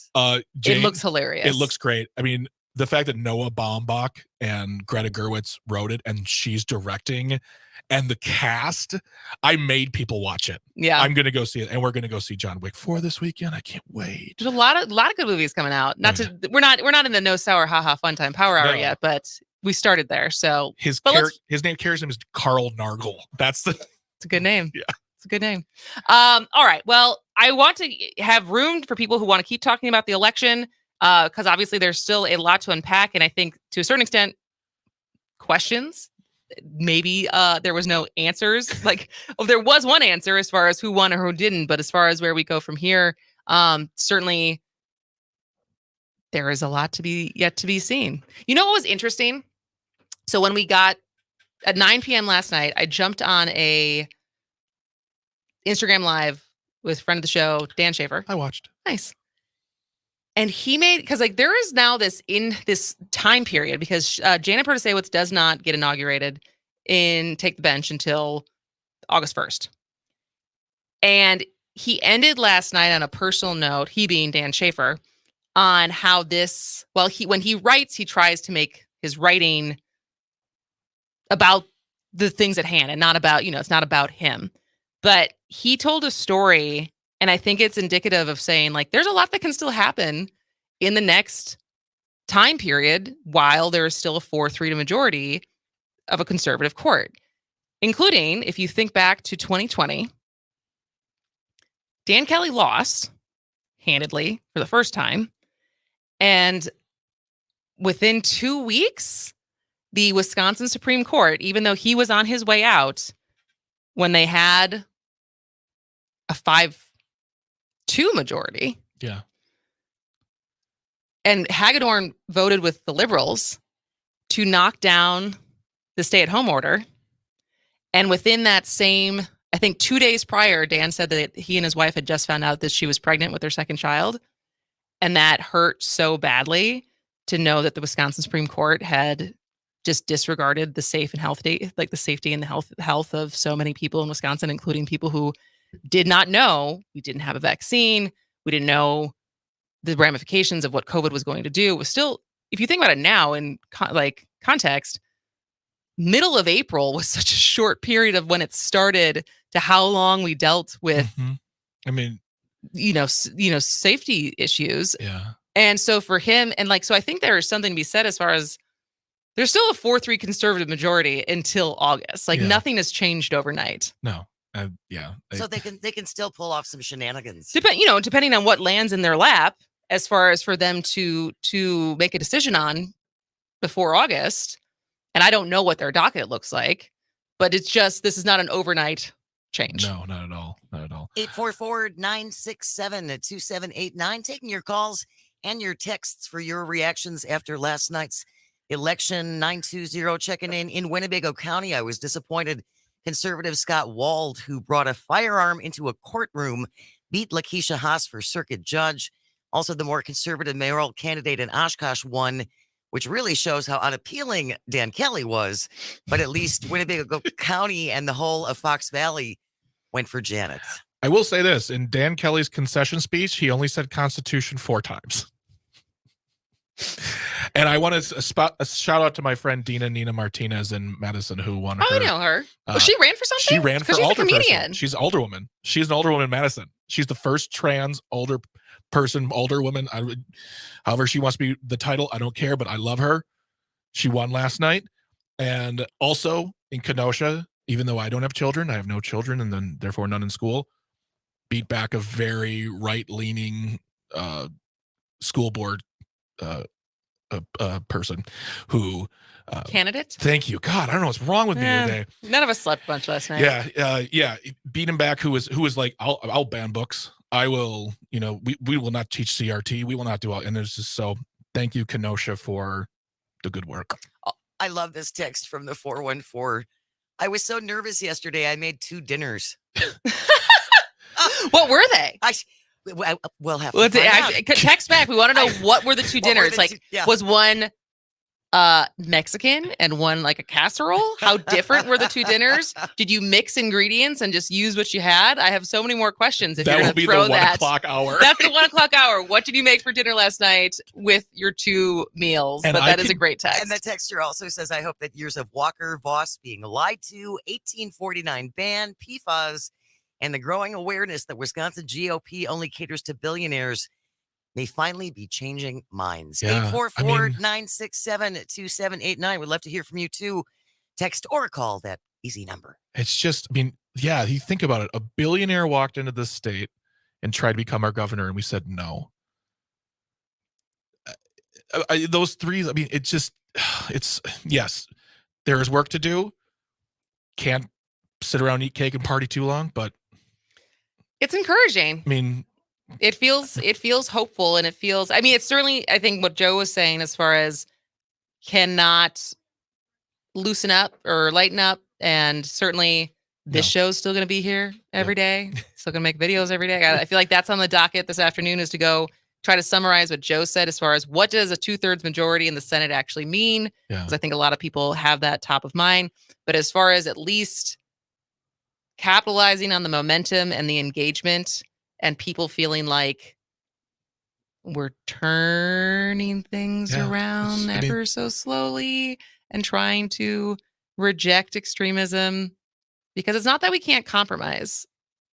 And I think that's the thing. It's like continuing to try to find the conversations where you're center right, you're center left. And that's why I kind of had asked, like, what do Democrats do from now? Because I don't think you can just take wins and run so far to the left, as you have an opportunity to continue to try to ingratiate yourself to people who have been Republicans their entire lives, but they're a person without a party. Well, and so like bringing them into the conversation, having conversations around like what is best for the most amount of people, which is what the Wisconsin idea is, and having that be the starting point, I think is the best place that we can go. And that's kind of what I said in the other segment. It was like, of those 1.8 million of those who voted for Janet, they weren't all Democrats. They were Republicans who didn't want Dan Kelly. And so, all right, cool. Come on over. Let's have a cup of coffee and talk. Let's chat. I'll bring you bring in Entenmann's. I'll bring the Sanka. It's the oldest thing I've said today. 844-967-2789, the number to call and or text. Checking out with your reactions from last night's election. Friend of the show, here to talk about the Wauwatosa School Board race, Luann Bird. Welcome to As Goes Wisconsin. Luann Bird is the word. Hi. Hi. Have you heard about the bird? How are you feeling this morning, Luann? I have not stopped smiling since I got up. Are you simply taking It's been flight? amazing. I am. In fact, I flew around Wauwatosa to gather up the signs that I put out because my grandkids go there. I don't. There go you there, go. but my grandkids do. And so I'm not sure if you and your listeners are familiar, but 3 dads, Tosa dads, jumped into that race early on, and it stemmed after that Moms for Liberty group was protesting their human growth and development curriculum. And so there were some scary things going on in Tosa. And these 3 dads were pretty clearly aligned with the Republican Party. Their literature looked the same. They even put out attack ads at the end. So these 3 women that were running independently ended up beating these guys and handily, 2-1. So it was really a testament to, I think, the grassroots work that the First Sisters have been doing in Tosa, and Representative Robin Vining, and just some really, hardworking people there to beat that back was phenomenal, I thought. That is phenomenal. So I had heard a little bit really about that race, as far as it was like 3 guys who were running together. And I think Tosa has been a battleground. Yes, it has been. As far as, Robin Vining flipped that seat 2018, 2020? When did she flip that, Luann? Oh gosh. Good question. As I know, She's time been, everything she's on her blends third together. But term, so at Robin least- flipped it. It was a seat that was so dangerous that in the new maps, they basically had to rearrange that part of the state because they saw that it was getting more and more blue. And I think people were nervous of like the conversations that we're having around these 3 dads, super conservative, ideological on the school board. And the fact that they rejected that is great. It is great. I'm really proud of the people in Tosa because my grandkids go there and I'm nervous about that. So that's good news. I have another piece of good news. I knocked on a lot of doors in Hales Corners and in Greenfield for Janet and for our good friend Chris Porterfield, who unfortunately didn't pull it off last night. He's just not well known enough in this area. But we knocked on a lot of doors, and I had a goal in my mind to flip Hales Corners, and I'm happy to tell you we did. Yeah, we flipped Hales Corners for Janet. I mean, the numbers coming out. 5 votes. Yeah, those numbers coming out of traditional Republican strongholds are. I mean, I'm still happy about Waukesha City. I mean, county is a thing, but the city. Thank you, Waukesha. Absolutely. So, Leanne, what was your big takeaway with all the doors that you knocked?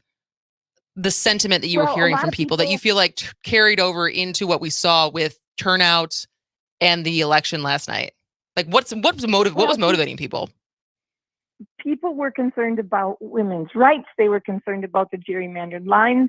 But the doors that were the most impactful for us, because I always brought someone with me, were the ones that weren't quite sure because of the negative ads going out there. So all I had to do was tell them a story I know about Janet, and they were then realizing that they need to vote for her because Dan Kelly was just making all this stuff up. And it was great. I mean, I just had to tell one story, and then but then, I always would ask them, what is important to you in this race? And women's rights came up so many times. Really, the two were women's rights and the gerrymandered lines, and then the voting rights came up. And I would chime in that with a disabled husband, I was worried about what was going to happen to disability rights if this trend keeps going. So anyway, we had really good, I look back at just 95 votes, and I think I'm sure we contributed to that with all the door knocks we did. Doesn't it feel good, Luann? Doesn't it feel good to know that, the effort makes a difference? Thanks so much for the call, Luann, and thank you for the work that you put in. Yeah, man, that's a good, I know. And also in Waukesha, Diane Voigt won for school board. I think there was 3 open seats, and she was one of the only left-leaning people who was running, and she won, which is great as far as continuing to push back on some of the Waukesha administrative decisions that has made national attention in recent weeks. I don't even think we've talked about that since you've been here with the whole Rainbow Land thing. Oh no, I think it actually broke like the day I was here in a moment. And then we talked about it the next day on Thursday. Yeah. And Luann really brought up something very important. I think the Republicans would do right by themselves is spend more time knocking on doors. That's not something they did. Dan Kelly didn't knock on doors. He went to rallies and talked his talk, but he didn't knock on doors. He didn't have supporters doing that as much as Janet did. And having those conversations make all the difference. Very exciting. We have a response from our texter from the 414 about the 2 dinners that were made because of nerves. And we're going to make you wait until the No Sour Haha Fun Time Power Hour. Oh, Jane knows how to drive ratings. A tease. That is what we call a tease. All right. Well, we're going to take another break. We also have some other food news as far as, that Starbucks fancy oil-infused coffee may do more than just the coffee does to your digestive system. All right, this is As Goes Wisconsin. We'll be right back.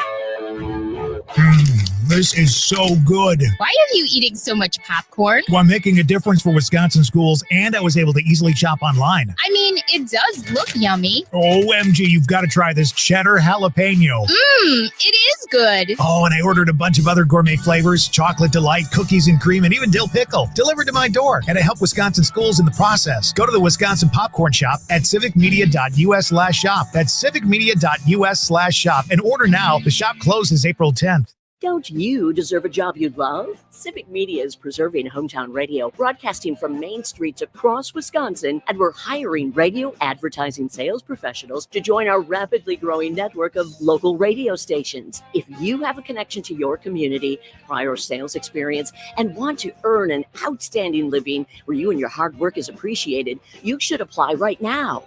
Find more information on our website, civicmedia.us. Click on the Careers tab. If you can plan barbecues and weddings, you can plan to protect yourself from a natural disaster. Sign up for local alerts, prepare an emergency kit, and make a family communications plan. Get started at ready.gov/plan. Brought to you by FEMA and the Ad Council. Weather brought to you by Wisconsin Cheese and Popcorn Shop at civicmedia.us/shop. Home of buttery popcorn treats and make your mouth water. Tangy cheddar and jalapeno, dill pickle and Texas cheddar, and more. civicmedia.us/shop. Part of the proceeds benefit Wisconsin athletic programs. We're going to start with one more call. Kristen. On the Shaw. Sunshine mixed with clouds at times this afternoon. We're going to start with one more call. Highs approaching 70. Southwesterly winds 20 to 30 miles an hour. Mainly clear tonight. Lows dip down to about 29. Tomorrow, highs around 48. Mid-40s Friday, much warmer on Saturday with highs in the upper 50s. For Civic Media, I'm meteorologist Derek Height. Currently, it's 64 degrees. Bringing some sanity to the airwaves. The Shaw 101 FM, WAUK 540 AM. I love coffee, I love tea, I love the Java Jive and it loves me. Coffee and tea and the Java and me, a cup, a cup, a cup, a cup, a cup. Welcome back to As Goes Wisconsin. I am Kristen Bry. She is Jane Madnair, and Greg Bach is here because it's a Wednesday, and still taking your calls as we get people's reactions and feelings about any of the results from yesterday, from the top of the ticket to the bottom of the ticket of your school boards. And we have a caller on the caller line right now. Yes, we do. Fred from Wisconsin Rapids. Thank you for joining us, Fred. What do you want to say? Oh, a couple of things, guys. What made us so excited last night was when Judge Janet personally thanked everybody, acknowledged them around her. And then what was kind of the cherry on the cake was when she invited, or they just rushed the stage, the 3 or 4 Supreme Court justices that supported her. We were blown away from that. The other couple comments I had, I hope that with the gerrymandering, maybe an independent voting commission will finally come about, like what we have in Iowa. And the other reason I'm really so thankful for this liberal court is I'm scared to death of what kind of shenanigans the Republicans will pull in the 2024 presidential election. So I'm really glad to see that we'll have a liberal court on board before that 2024 presidential election. That's my comments, guys. Thank you so much for the call, Fred. And this is, I forgot to bring this part up. So Ali Alexander, who I didn't know before last night, but this was on Twitter, and he is a staunch conservative. There are other words I would also use. Do you know who this is? I do. Who is this person? He is, well, he was a big Stop the Steal organizer. I mean, yeah, he's been around, big Trumpster.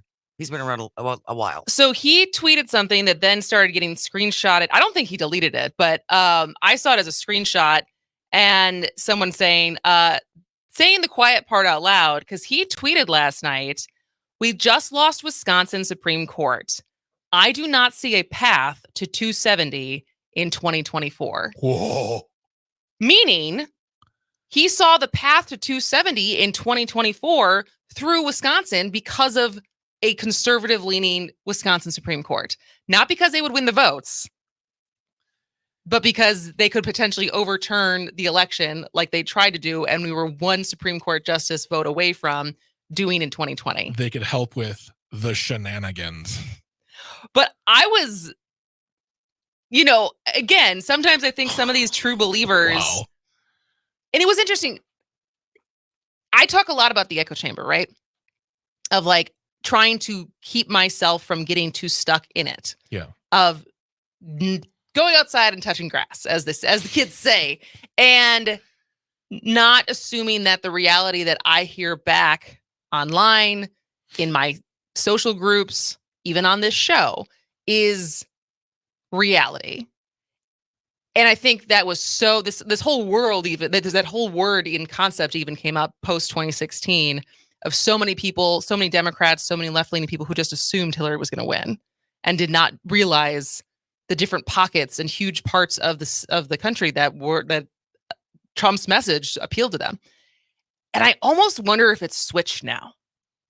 And that there is some conservatives who are so much living in their echo chamber that they do not see like reality as what it is, that this guy, Ali Alexander, thought this was like a kosher thing to tweet out, where everyone else sees it as like, that's not how it's supposed to work, right? It's not because you have a state Supreme Court in your pocket. That's how you win a presidential election. And like even Dan Kelly's concession speech, whatever that was, graceless, classless, a lot of emotion, and even the fact that he in that moment felt like I can get away with saying this. And there was people in the audience yelling, "True that." Yep. True that. And what they've created for themselves to just hear themselves and not realize that they are certainly not the silent majority, but the very loud minority, as proof by swing state after swing state after swing state rejecting MAGA-ism. But even Kelly last night rejected his resounding loss. He got smoked by Janet Protasewicz, and yet his whole attitude was, well, it's because the other campaign lied about me, not that they didn't like you. And they didn't You're like just your not very likable. Well, and they just didn't like your policies. That's the reality, sweetiekins. And that's where I disagreed with Joe on the whole. Like, I get what he was saying with regard to walking back the statements. I think had the statements in the election been different, the message been different, and last night would have happened, like, oh, okay, this is a different version. What we saw on that stage last night doing that speech was exactly what you saw in the commercials, exactly what you saw on Twitter, what you saw in his appearances. On the debate. In the debate. This was not I did not see any different in person. I was shocked yet not surprised. I was shocked that he'd say those things, but honestly, I wasn't surprised that he would do it because it's who he is. And I'm sorry. And it's a low point for him, but he could have handled it with 349, cut it off at 349 and say, good night, everybody. Cut the mic. Yeah, exactly. Just someone who knows better. Being like, nah, come on, man. Or you're going to thank me. Or get the hook. Ali Alexander, I know who he is. I don't know him, but he's not just a Trumper. He is an QAnon dude. They're like this guy wants to shenanigans all over the election. Is this a term? Are you just using this, or is this a reference to something It's that you keep saying? It's been said a bunch of times today. Oh, okay. Yeah, so I'm just bringing it back. So I should be paying attention to my own show? At least pay attention to me, thanks. Wow. Wow. That's my Owen Wilson. Wow. Wow. Wow. All right. Well, we would still continue to love to hear from you. Yeah. But we're going to keep moving on. Probably still dabble in the election talk, dabble a little bit in some food talk. We got some brewer stuff. And we also have a guest, a Wisconsin resident who is an author who has just published his second book. We're going to be talking to James Bastian at 1:30 about his newest book, which is it's a sequel to his first book, Wisconsin Logging Camp, 1921. The new one's called Willa's Pursuit. They're both historical fiction based in Wisconsin, and he had to do a lot of research on Wisconsin history. So we will pick his brain about that at 1:30. But in the lead up to that, we still have some Starbucks news. I also have some news of maybe things that you'd be surprised about that does or does not go in the fridge versus the cabinet. One of them is molasses. I don't know the last time I bought molasses, but it's on the list. All right, this is As Goes Wisconsin. A cup of that Zambazzo. Ooh, slip me a slug from that wonderful mug, and I'll cut a rug that's snug in a jug. Drop your nickel in my pot, Joe. Take it slow, waiter, waiter, perk percolator. I love coffee, I love tea. I love the Java Jive and it loves me. Coffee and tea and the Java and me. Yeah, a cup, a cup, a cup, a cup. This is so good. Why are you eating so much popcorn? Well, I'm making a difference for Wisconsin schools, and I was able to easily shop online. I mean, it does look yummy. OMG, you've got to try this cheddar jalapeno. It is good. Oh, and I ordered a bunch of other gourmet flavors, chocolate delight, cookies and cream, and even dill pickle, delivered to my door. And I help Wisconsin schools in the process. Go to the Wisconsin Popcorn Shop at civicmedia.us/shop. That's civicmedia.us/shop. And order now. The shop closes April 10th. Direct from the Dairy State, it's Extra Sharp Weekends, a 3-hour block of Wisconsin-produced radio, Saturdays and Sundays from 11 a.m. till 2 p.m., featuring Raised in Wisco with Joel Clayfish and Danielle Fairman, The Cripes Cast with Charlie Behrens, and a whole darn block. Extra Sharp Weekends is radio so fresh, it squeaks. Listen in on the Civic Media Station. You are listening to WAUK 540 AM Jackson, W266 DR Waukesha, always streaming on the Civic Media app. This is CBS News on the Hour, presented by Indeed.com. I'm Steve Kathan. They're clearing down trees in parts of southeastern Missouri after a pre-dawn tornado did heavy damage and is blamed for at least 4 deaths and multiple injuries. KFVS TV reporter Jeffrey Bullard. I did have a chance to speak to one of the families who felt the blast of the tornado come through. All they heard and felt was wind. They got inside their bathtub. The girl's boyfriend then got a mattress on top of them, and the next thing you know, they're coming out of their house, and she says all they see is debris. Severe storms are forecast this afternoon for parts of Michigan, Indiana, and Ohio. Secretary of State Blinken commenting today on a Wall Street Journal reporter who's being held by Russia. In my own mind, there's no doubt that he's being wrongfully detained by Russia, which is exactly what I said to Foreign Minister Lavrov when I spoke to him over the weekend, and insisted that Evan be released immediately. But I want to make sure that, as always, because there is a formal process, that we go through it, and we will, and I expect that to be completed soon. Officially designating Evan Gershkovich as wrongfully detained would elevate the priority of his case in the government. Former President Trump has heaped verbal criticism on the judge who heard his not guilty plea in New York yesterday and members of the judge's family. Trump attorney Joe Tacopina discussed the felony case with correspondent John Dickerson on CBS Mornings. Let me ask you about the former Trump Organization CFO, Alan Weisselberg. He is throughout the statement of facts here. He's currently serving because he was convicted on 15 felonies, including falsifying business records. He's obviously somebody who can corroborate the claims of the DA. Will he appear, do you think, as a witness for the prosecution or the defense? In no scenario will he appear as a witness for the prosecution. I mean, if you listen to his trial testimony, he all but exonerated Donald Trump in any knowledge of anything. Well, CBS's Nicole Killian on House Speaker McCarthy meeting today with Taiwan's president in California. It's not unusual. This is something that Speaker McCarthy had hinted at, that he would possibly meet with the Taiwanese leader, was thought he might even go to Taiwan at one point in time. China has blasted that. The Justice Department says it settled a suit over the 2017 mass shooting at a church in Sutherland Springs, Texas. Will pay victims and their families more than $144 million. 26 were killed. Checking Wall Street right now, the Dow is down 8 points. This is CBS News. Hire with minimal effort and maximum success with Indeed. Their powerful hiring platform makes it easy to attract, interview, and hire candidates all in one place. Visit Indeed.com. The Shaw 101 FM, your fix for progressive talk. From Muskego to Pewaukee, always streaming at WAUKradio.com. For Civic Media News, I'm Terry Bell. Here's what you need to know. Wisconsin voters are moving the state Supreme Court from the right to the left, choosing Janet Protasewicz in Tuesday's election. Our state is taking a step forward to a better and brighter future, where our rights and freedoms will be protected. Protasiewicz beat Dan Kelly 55% to 45%. Kelly was defiant in his concession speech. He called Protasiewicz a serial liar. All three statewide referendum questions passed easily on Election Day, which means the Wisconsin Constitution will be amended to give judges more leeway when setting bail.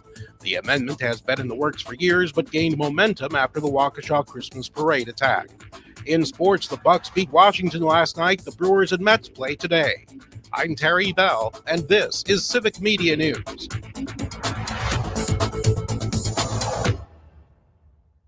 Hey everybody, how we doing? I'm Charlie Barons, inviting you to join me Saturdays and/or Sundays at noon. It's a horse apiece, whatever you decide. We're doing the Cripes Cast, where we talk to people for and/or from the Midwest, and it's more fun than a six-pack of Jolly Good.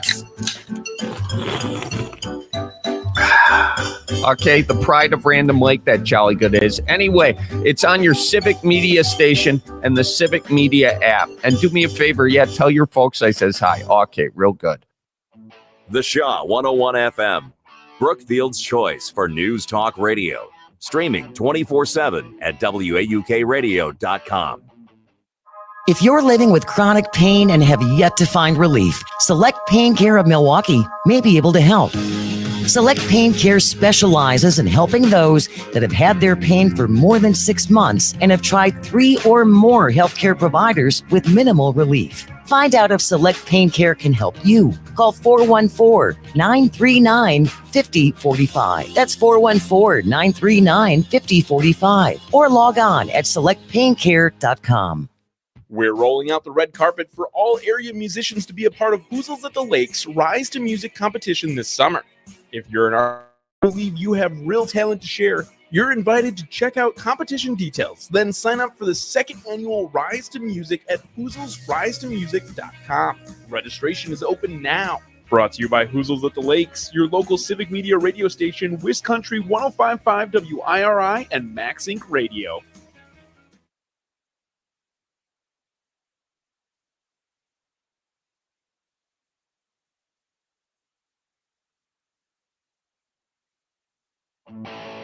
The Shaw 101 FM, WAUK 540 AM, Waukesha's only news talk station.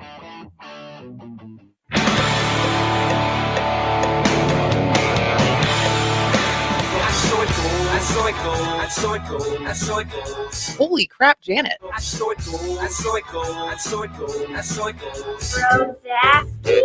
Janet Protasiewicz for Supreme Court. Damn it, Janet, I love you. Moving Wisconsin forward, one joke at a time. This is Kristen Bry with As Goes Wisconsin. Yada, yada, yada. Hello, Wisconsin! Does the mustard go in the fridge or the pantry? Greg Bach. Yes. Where do you put your mustard? Once it's opened, undone, used once, fridge it goes. I'm with Greg. Thank you. I also put it in the fridge. Yes. Welcome back to As Goes Wisconsin. We're going to keep talking about the election and people who would like to, because obviously this has been a really good, bad, in between emotional roller coaster for anyone who is engaged in politics. So as you have reflections and feelings and want to celebrate or call out any of the local races, please give us a call, shoot us a text, 844-967-2789. But this is the No Sour Haha Fun Time Power Hour. So of course we're going to bring you some more fun topics with a little bit of sprinkling of politics instead of all politics. And I found this article in the Washington Post that, fridge or pantry, when we talk about certain condiments, certain different types of food staples, and the debate on where they go. And I would like to hear from you. I'd like to hear from Greg and Jane if there's any squabbles in the house on where something goes, like peanut butter or ketchup, because now there is more science behind what is safe versus what is for quality when it comes to these kinds of recommendations. But before we do that, since we teased it, what was the 414 cooking with their 2 dinners last night? This is a text we got last hour who said, I was so nervous yesterday I made 2 dinners. And thank you for texting back, 414. It was white bean soup and Texas chili. Okay. Oh, So in the same family. I was going to say if it was like a white bean soup, but then maybe like sandwiches. I'm like, well, I just feel like you ate your dinner in 2 stages. But 2 chili soups. 2 soups. But I think that's a smart move because you can then keep the soup. Right. And it's not like, oh, I made something that is only going to be good tonight and just made and ate both of them. And But chili's always better the next day anyway. that is totally true. There's nothing better than looking in your fridge and just seeing a big vat of chili. Is that the best thing? It's one of the best things. Okay, you know what? Whatever. This was supposed to be fun time power hour. It is the fun time hour. All right, 844-967-2789. What squabbles do you have over what condiments, whether they go in the pantry or the fridge? One of the weirdest ones, I always thought soy sauce was supposed to be in the pantry. Yeah. And then I once had a ex-boyfriend, then boyfriend, now ex. This is not Mike. Tell me that it's supposed to go in the fridge. I've never put my soy sauce in the fridge. What have I done? Usually my soy sauce comes in packets. No, I guess because the soy sauce here makes two trips into the fridge with the rest of the the unused The leftovers, or in a condiment bag, or it's in a junk drawer. So really, it could take 2 trips wherever you feel. So yeah, all right. So I don't know. I think this the the soy sauce might have been a quality thing. Yeah. Maybe that ex just liked it cold. What about peanut butter? Peanut butter is always in the pantry. Even when it's the natural peanut butter? Yeah, because I buy Skippy natural, which means it's not very natural. Yeah. So you don't unless it has that thing of oil that makes it really hard to eat that you have to stick like the big spoon, not just the teaspoon, like the big spoon, and stir it around and like get an arm workout for the day. That is natural peanut butter. Everything else is just posturing. Yeah, no, thank you. I don't want that. My Skippy says no need to stir, and that's what happens because Papa Bear don't need a workout before he has a peanut butter and banana sandwich.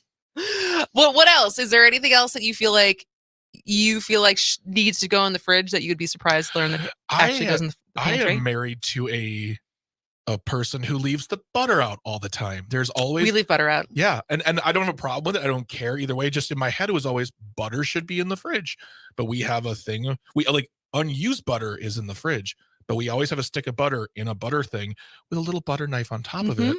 It's so beautiful, but it's always out, and that just makes sense. It's soft. It's pliable.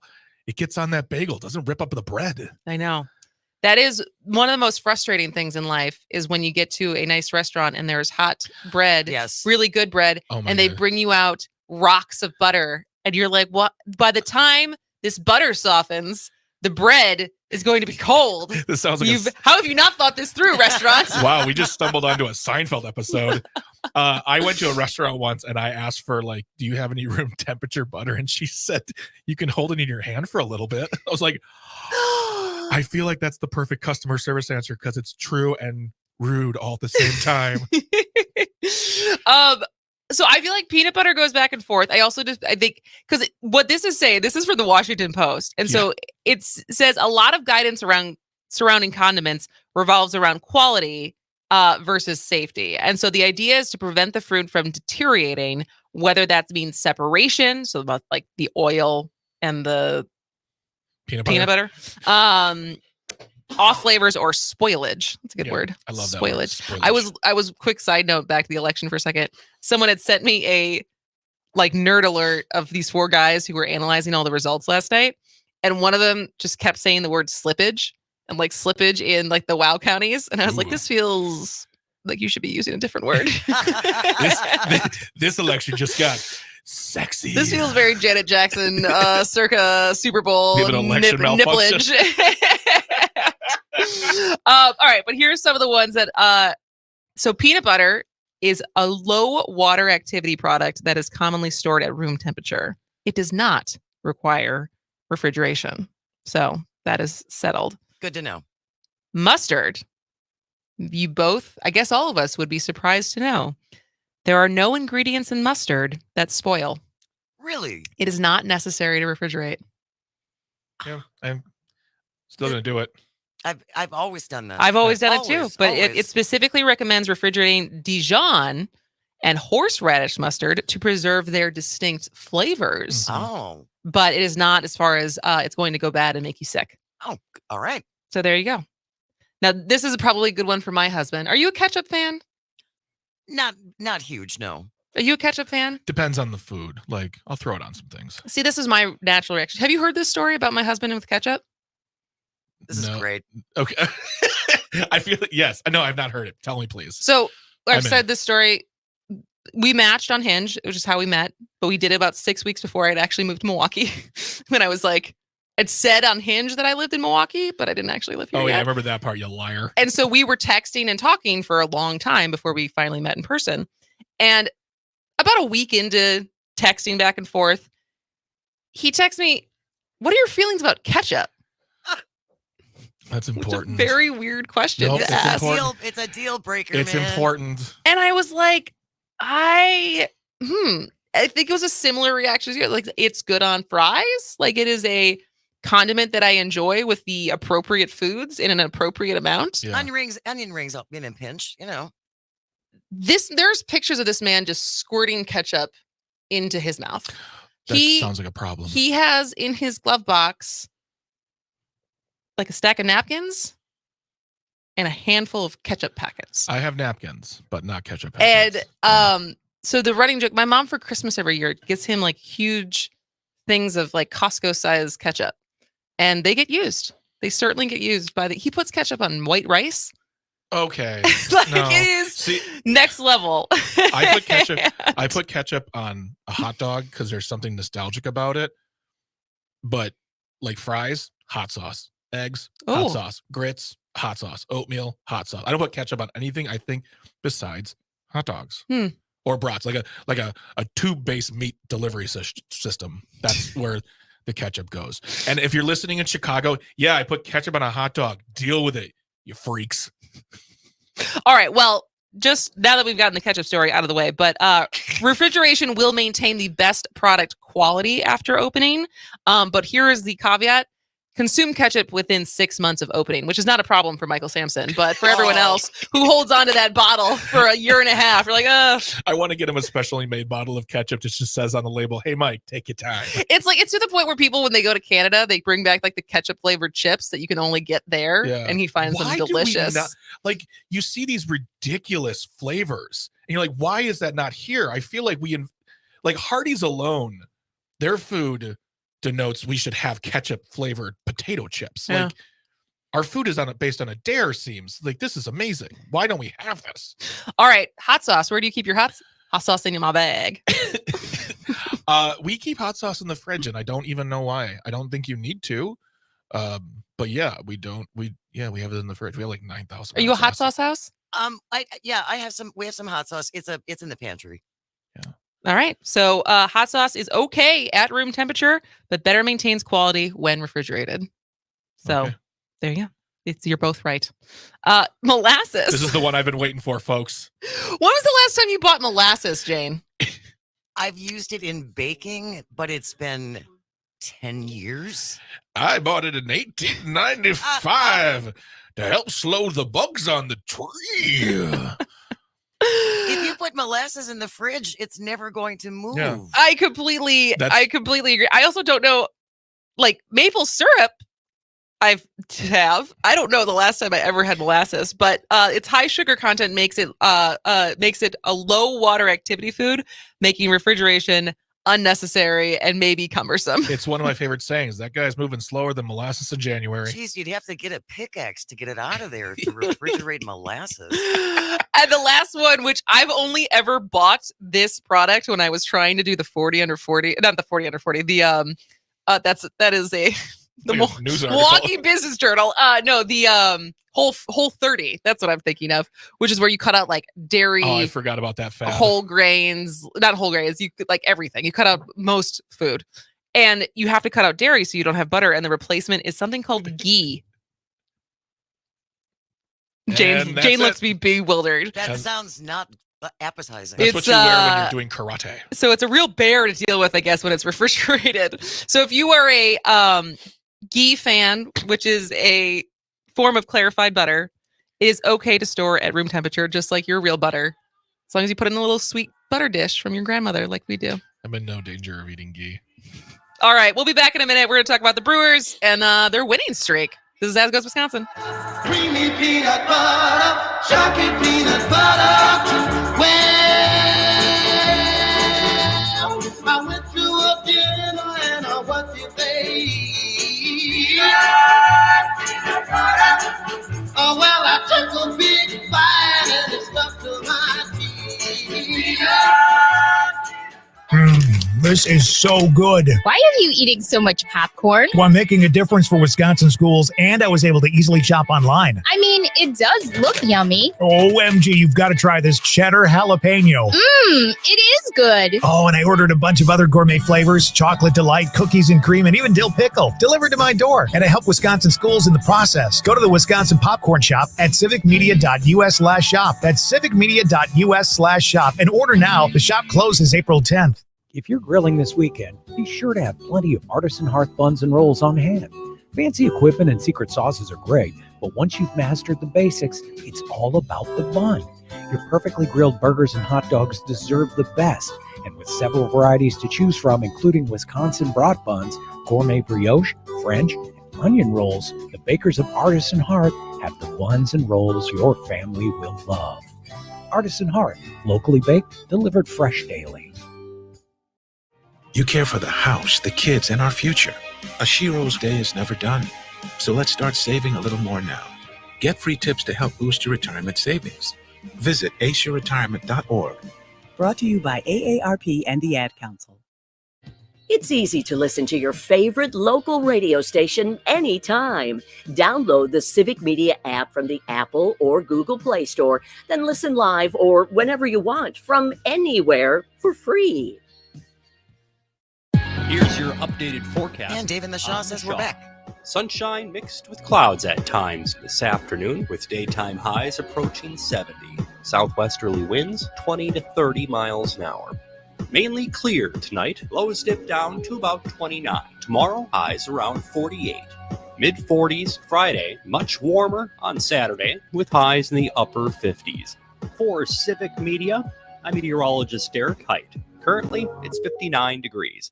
The Shaw 101 FM, your fix for progressive talk. From Big Bend to Menominee Falls. Always streaming at WAUKradio.com.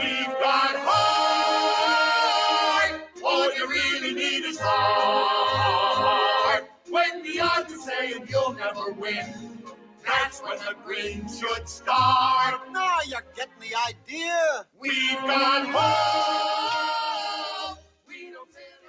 Well, welcome back to As Goes Wisconsin. I am Kristen Bry. She is Jane Madnair, and Mr. Greg Bach is here. Now, Greg, I have been holding on to this topic since I went to the Cubs Brewers game on Saturday. You look like you're not paying attention to I'm the listening story to I'm about to everything you're tell saying. you. But I also hear you say the Cubs, so I go on. I'm listening. Well, we won that game. I would imagine that you would have been excited. that game. I thought you were talking about opening day. No, I'm talking about Saturday. So you're not listening. I'm listening. And I have to say, as much as you last Wednesday had been not very happy about the changes that are happening in Major League Baseball right now. Yeah. It may have just been because I was very cold at Wrigley at the game on Saturday, but I have to say I kind of liked it. How long was the game? Well, we still left at the bottom of the sixth because I was so Okay, cold. well then, but started at 1:10 or 1:30? 1:10? I think the game was done by 4. That's an average game. It's about 3 hours. I'm guessing right now. I didn't time it myself, but it just felt faster. I just, I don't know. Maybe I'm 45, and as I'm not becoming more conservative with age, but I'm just becoming more just whatever. I like baseball the way it is, and I don't need it to be faster. And I don't think the incremental changes, and I said it before, I don't think these small changes are going to bring hordes of fans. I just don't. And that's what they're trying to do. They're trying to make it shorter, more action-packed. Baseball's not an action-packed game. It's just not. And I think as a person who I won't say I would never argue that I appreciate baseball and say the way that you appreciate baseball. But didn't Fancy Brian say that as a big baseball fan, that's his nickname here, that he was like, he really thought that this was like the right move, right? Yeah. Brian Kelly and Luke Mathers went to the home opener on Monday, and Brian said he could absolutely tell and thought it was fabulous, and it just really kept things moving along. Maybe and then we started having a discussion about all the glove wrangling and the adjusting and the swing at the ball. Okay, Grandpa. Jeez. Maybe I can go on their show and they can talk to me about this and kind of bring me into the light, because I don't know. It seems weird. And I really wanted to go to the home opener on Monday. I was very bummed, especially like a 10-0 blowout and then a 9-0 blowout. Someone made that joke last night. They're like, who got beat worse last night, the Mets or Dan Kelly? Nice. Hey-o. It's the Mets. Which is hilarious because again, I follow baseball as far as the headlines that make it into not like ESPN news, but like, oh, this popped up in my newsletter of all of the news that I am reading for the day.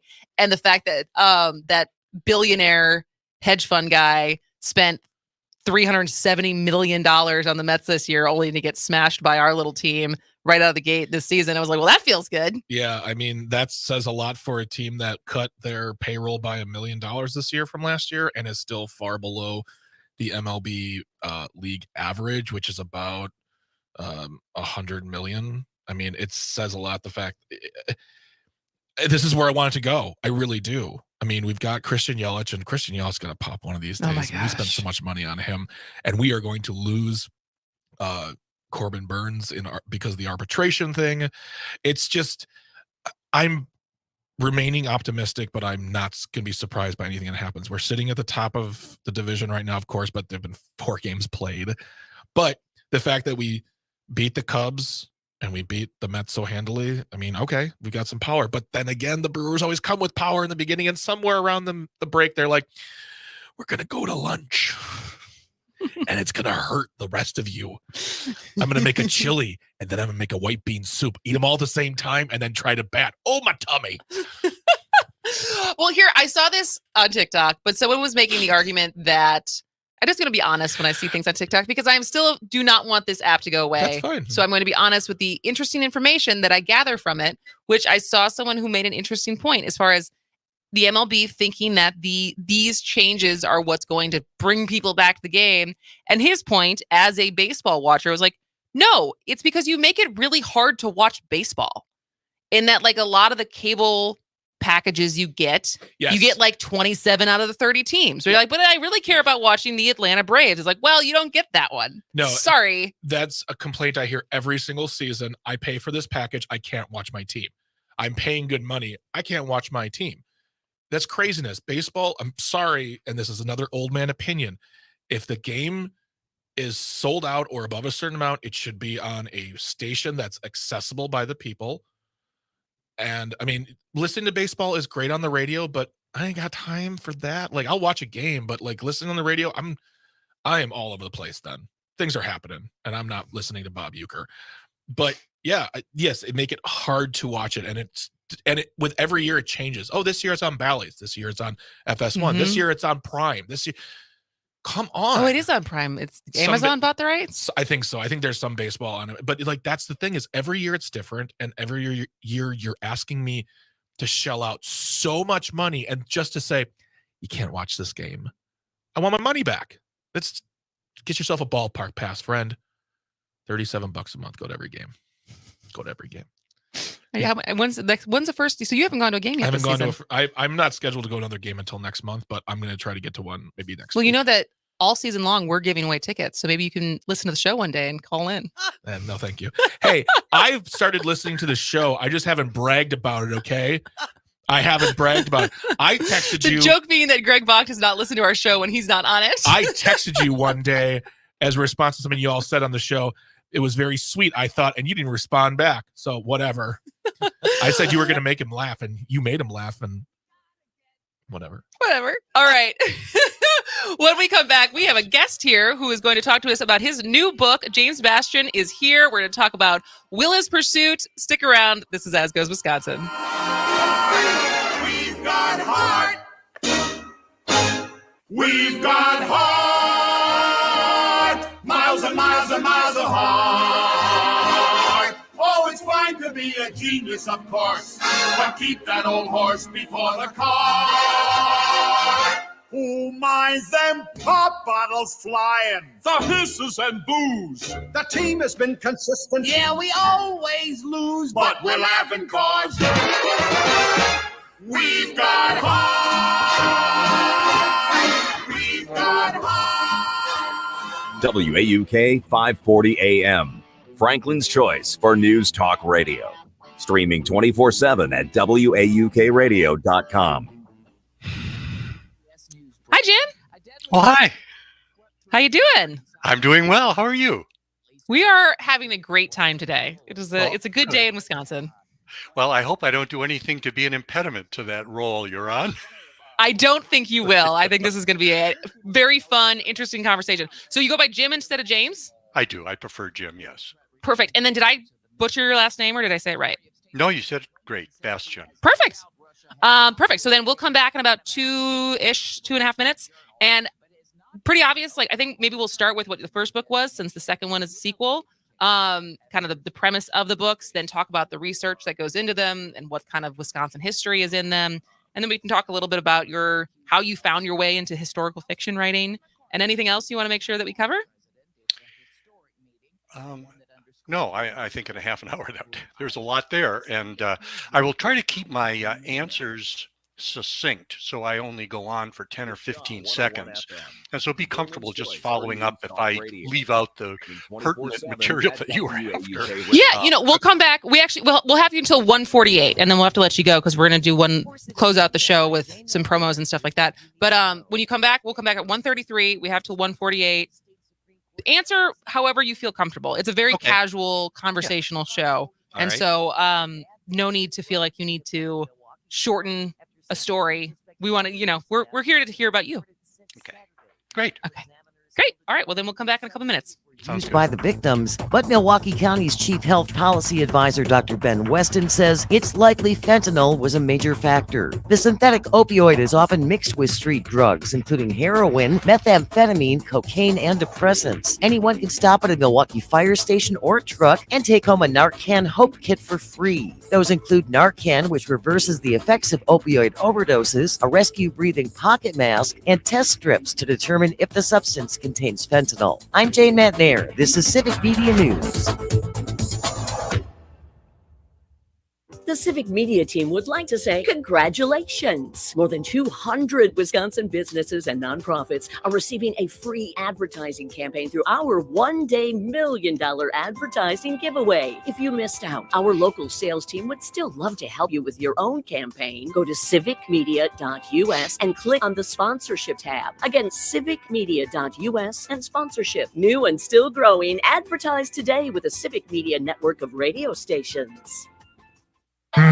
This is so good. Why are you eating so much popcorn? Well, I'm making a difference for Wisconsin schools, and I was able to easily shop online. I mean, it does look yummy. OMG, you've got to try this cheddar jalapeno. It is good. Oh, and I ordered a bunch of other gourmet flavors, chocolate delight, cookies and cream, and even dill pickle, delivered to my door. And I help Wisconsin schools in the process. Go to the Wisconsin Popcorn Shop at civicmedia.us/shop. That's civicmedia.us/shop. And order now. The shop closes April 10th. 4 times the fun, 4 times the excitement, 4 times the reasons you need to get to the Oasis Project's May 4th Splash for Cash event at Springwater Park.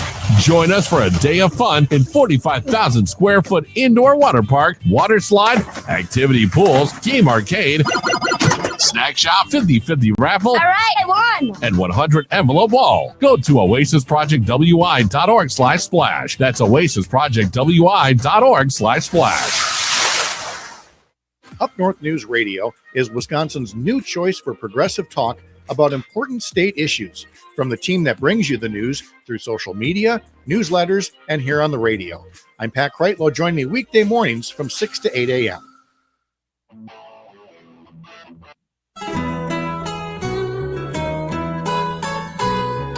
I am a logger and my life is quite fine. I spent my years with the spruce and the pine. The The ground that I walk on is the boom and the log. I know the Kantuk, pike pole, and chain dog. Welcome back to As Goes Wisconsin. I am Kristen Bry. She is Jane Metnair. We got Greg Bach here. And our guest for this segment is Wisconsin resident and author Jim Bastian, who is here to talk about his new book, Willa's Pursuit, which is a historical fiction novel, and the sequel to his first book, Wisconsin Logging Camp, thus the music. What was that song, Jane? I Am a Logger.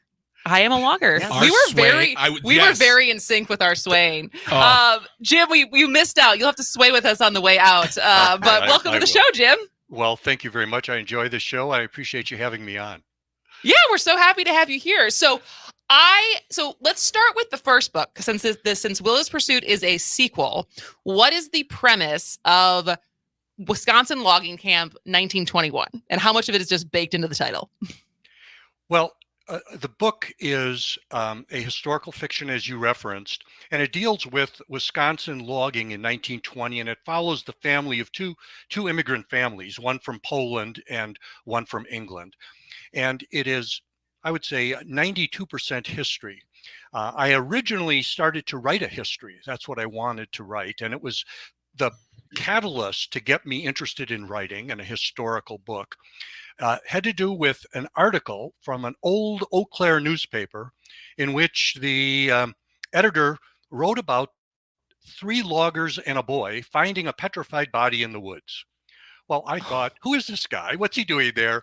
And as I started researching, there wasn't any information. Well, actually, I wrongly interpreted that as great news because it meant there was a void in the historical record that I would be about to fill. So I went on a decades-long pursuit of researching who was this guy in the woods. With the advent of the internet, I disappointingly learned it was a hoax. He needed 2 inches to fill. So I had this volume of research about logging. I had the payroll records. I was trying to track down the boy. I thought he was the best bet, since this is from the 1920s and 30s, that he might be still kicking and I would be able to get an interview with anyway. But it ended up being about a boy, because I had discovered that there were boys that rarely but periodically worked in logging camps. They were called chickadees, and they would scrape the residue from the horses that were on the ice trails and whatnot to make sure that when the loggers went out into the woods, that the sleds slid without impediments. So the book is about a chickadee. A 7-year-old boy immigrates from Germany and ends up as an orphan in the North Woods of Wisconsin. And while that sounds like a reach, it's actually based on true stories. And so it's an aggregate of snippets of immigrant families put together. And I didn't take the snippets to exaggerate. I took the snippets to coincide time and place. So it wasn't just this short story after short story. It was an aggregate of their experiences. And I didn't have enough time. There was too much information to have the search for the body in the same book. And so Willa's Pursuit is actually the culmination of that search. And Willa's Pursuit, although she doesn't know it when she starts, is about looking for the guy. It takes but then I'm assuming, go ahead. Well, I was just going to say, it takes place some 40 years later, well, 50 years later. It's now 1970. And the sequel is Willa's father is the boy from book number 1. So we're following the same family. They both take place in Wisconsin.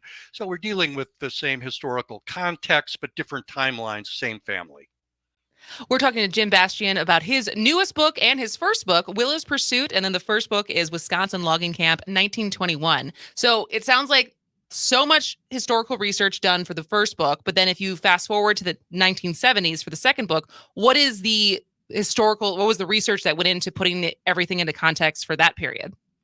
I really like having rich content, and history supplies that. So rather than have to make things up, I rather just apply the rich historical context. Well, 1971 in Madison, Wisconsin. Madison was a flashpoint of the Vietnam War protests. If you remember, Sterling Hall was blown up.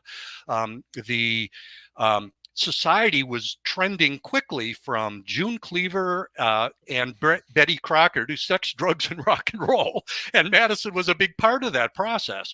And so there's a lot going on. So to plunk our protagonist into that environment seemed like it really could enrich the content and give me an opportunity to bring in that historical component. The second part of it that I found of interest that has the strong foothold in reality is psychology. I was a former high school psychology teacher. I have no credentials beyond an undergraduate degree in psychology, like 40% of college graduates, but I have an interest. And so I've pulled together, that interest has allowed me to do some poking around. And Madison was also a part of the fundamental change in the field of psychology from Freud, Jung, from Adler to the behavioralists, Harlow, B.F. Skinner, and experimental psychology. Well, our protagonist, Willa, the daughter of the boy from book one, is a graduate student in psychology in Madison in 1971, and she takes part in an experiment, and it's a risky experiment, and she has a traumatic experience from it. And so that brings all of those pieces together. In fact, the traumatic experience she has is a Harry Harlow experiment on sensory deprivation. And you might remember from your Psych 101 days, or your listeners will, where you have the two baby rhesus monkeys. One is clinging to a wire mesh form and the other is clinging to a wire mesh form covered with terry cloth. And that was Harlow's groundbreaking research on sensory deprivation, and found that the baby monkey that was clinging to just the wire mesh had social deprivation development issues and brain development shortcomings, whereas the monkey that was clinging to the terry cloth had more normal development. Well, that's the impact of even modest changes in sensory deprivation. Well, enterprising researchers weren't going to let it go at that. And so they wondered, golly, I wonder what would happen to graduate students if we completely blocked off their sensory deprivation, completely blocked off their senses. And they were plunged into tanks of water, blindfolded with tanks and wetsuits and whatnot. And what they found is that the brain doesn't like it very much when it can't distinguish between reality and what's going on in your head. And some students who underwent that experiment had some bad experiences. Willa is one of them. It's funny because I feel like people pay for that these days. Aren't there like deprivation tanks that people pay a lot of money to go float in water in the dark? I flew to Dubai and paid some guy to just cut off my senses. Didn't Aaron Rodgers essentially just do this? No, he did ayahuasca and he's immunized from everything. No. Similar principle, he went into a dark room. But you're exactly right. But there's a huge difference between sensory decrease and total sensory deprivation. It's the difference between going into a pitch black auditorium and your brain is trying to figure things out, and then light a single candle in a corner of the auditorium. That small increase in perception makes all the difference in the world. And the tanks that people are spending a lot of money on to submerge themselves in are really sensory reduction experiences, not sensory deprivation in its entirety. Got it. All right. Well, so then in total, between the initial research when you thought that the story about the boy was real, to the release of Willa's Pursuit, which was April 15th is when it's coming out? Yes, it's out now, actually. It's available. It's out now. How long have you been working on these stories? Well, the original story that I read was from a Wisconsin conservation magazine published in 1978. I think I read it maybe in 81. That's what sparked the research that began with the logging. So it's been a long time. So when people say, well, how long does it take you to write a book? Well, 5 decades? Doesn't really. I'll tell you how long it takes to write 2 books. Wow. So this was something that sparked your interest. And at this point, because you've done a lot of different things, you've been a high school teacher, as you said, then you went out and got your MBA and you worked in business. And so was this always kind of in the back of your head, even as you were having different careers? It was really just a lot of interest in it. And the more I looked into it, even after the disappointment of finding out that this article that prompted the initial investigation was a hoax, these immigrant family experiences, particularly as it pertains to the state of Wisconsin, was so interesting to me that I continued to do background research. For example, what I was unaware of, unscrupulous. So northern Wisconsin was cut over of the pines, and people were then in 1920 they were beginning to log the hardwoods. Well, there were millions of acres of cut over land with no value. They're huge tree stumps and rocks. Well, enterprising realtors went to Europe following World War I when these immigrants are getting on boats to come here to sell them farms. And they would prepay for these farms, and they'd show them brochures of the beautiful farms. Well, what they were buying was 40 or 80 acres of stumps and rocks. So these poor folks showing up here having prepaid. Now, these are destitute people prepaying for these properties, and there were no refunds. Some would only require 50% down. Regardless, this is buyer's remorse on steroids when you get there and look at your farm. And you're going to dig up stumps that are the size of a bed, and without a tractor. And you have hundreds of them, and then to plant your farm. Also, there isn't a woods to cut down to build your farmhouse with. And there are communities in northern Wisconsin, Little Croatia, and there's some others that escape me at the moment, that are entire communities that originated with immigrants from that country that came here and got hoodwinked in buying this land. So it was an unscrupulous beginning that brought many of these immigrants to northern Wisconsin. That's just one instance. And Jim, it must have just been, everything must have been so hard just because of the time period that it happened in. And, like you said, not having a tractor, maybe you couldn't even afford a horse. Everything must have just been such a struggle to even survive. Well, that's really an insightful comment. And we often don't think of our ancestors as having gone through that. But when you think of the devastation of World War I, you have tens of millions of young men killed, which means tens of millions of widows and orphans. You have Europe completely devastated. And think of the farms and the villages and whatnot. So you have destitute people, children whose educations were stopped in their tracks for 3 or 4 years or more. Well, if you're a second grader and lose 4 or 5 years of your education, you've lost a lot. So you had people that were coming here without that value of education, destitute, and then you have the Spanish flu pandemic that they're greeted to when they get here. There also was social transformation occurring from Victorian and Edwardian to the Roaring 20s. They're in that same, that's one reason I was attracted to these two time frames, because they were transformational. So as far as with the 2 minutes we have left, Jim, what kind of, if you like this book, they will like your book. So what kind of reading or reader do you think would really appreciate Willow's Pursuit and Wisconsin Logging 1921? Well, there'd be anyone who is interested in history light. They don't want to know names, dates, and places. But if the history is there and it's a part of the story, you learn as you go, and it's painless. Anyone who would have been interested in reading Red Badge of Courage or Tom Sawyer would really enjoy the first one, which has a young boy who is going through those kind of trials and tribulations. Anyone interested in the paranormal might be interested in Willow's Pursuit, because her traumatic experience is actually triggered. It triggers a very extraordinary experience.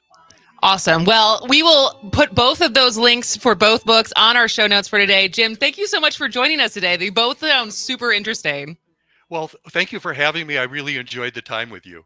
Absolutely. Have a great day. Yes, you all too. All right. We'll be back in just a minute to talk about who's at Laughing Tap this weekend. With the great and the small. If you wish to join us, we'll find you the room.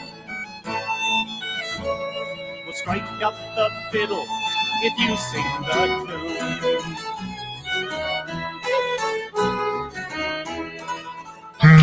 This is so good. Why are you eating so much popcorn? Well, I'm making a difference for Wisconsin schools, and I was able to easily shop online. I mean, it does look yummy. OMG, you've got to try this cheddar jalapeno. Mmm, it is good. Oh, and I ordered a bunch of other gourmet flavors, chocolate delight, cookies and cream, and even dill pickle delivered to my door. And I help Wisconsin schools in the process. Go to the Wisconsin Popcorn Shop at civicmedia.us/shop. That's civicmedia.us/shop and order now. The shop closes April 10th.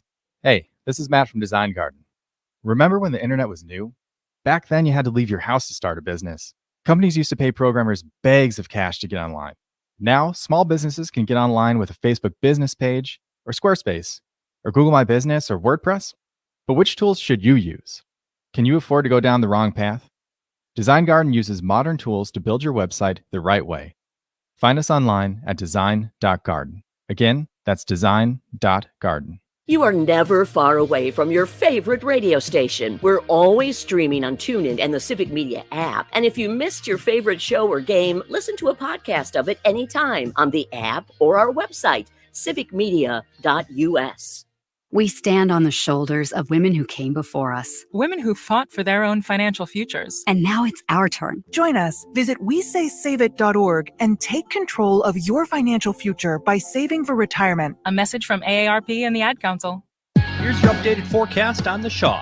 High of 70 this afternoon, under mainly sunny skies, southwest winds 20 to 30 miles an hour. Mainly clear again tonight. Lows level off around 29. Daytime highs approaching 48. Tomorrow, ample sunshine expected. Sunshine mixed with clouds at times Friday, with daytime highs approaching 46. 57 Saturday. For Civic Media, I'm meteorologist Eric Height. Currently, it's 59 degrees. A progressive voice from Beaver Dam to Kenosha. WAUK 540 AM. Always streaming at WAUKradio.com. Make 'em laugh, make 'em laugh. Don't you know everyone wants to laugh? My dad said, be an actor, my son, but be a comical one. They'll be standing in line for those old... Welcome back to As Goes Wisconsin. I am Kristen Bry. She is Jane Madnair. He is Greg Bach. Greg Bach. Yes. Who's at the Laughing Tap this weekend? Your mom. Boom comedy. She's been at the Laughing Tap before, but not on stage. No, but it was lovely to have her there. Yeah, she and had fun. You and Mike. Amir K is here. Okay. This weekend. 5 shows. This is a big one. That's a big lineup. Yeah. It's show on Thursday, 2 on Friday, 2 on Saturday. Amir K has been on Mad TV. He's done Just for Laughs Comedy Festival, which is the oldest, biggest comedy festival. Have you ever gone to Just for Laughs Comedy Festival? As a performer? No. I mean, just in general. Thanks. No, I haven't gone as a performer. I've I never- went for fun and it was awesome. I've never gone. I would like to go one day, but someday I will go. Very funny. We have a clip. We do have a clip. Yes. Sometimes I thought that too. I was like, I wish Doogie could talk. And then I rethought it. And I'm like, dude, he's so needy. There's no way. He's so needy. If Doogie could talk and he had a cell phone, I'd leave the house for 5 minutes. I'd check my voicemail. It'd be like, you have 30 new voice messages. Boop. Hey, what's going on? It's me, Doogie. Listen, I know you said we're going for a walk. I just kind of wanted to touch base and see what time you were thinking. Go ahead and give me a call back. I'm at home. Boop. Hey, it's me again. Listen, have you seen my red ball? Yeah, you don't know what we take to the park? Can't seem to find her. Anyways, no big deal. Call me when you can. Boop. The Amazon packages are here.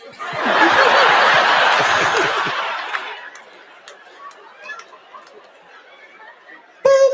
Hey, you're not gonna want to go in the living room. I couldn't hold it. Boop, I found the ball, hell yeah!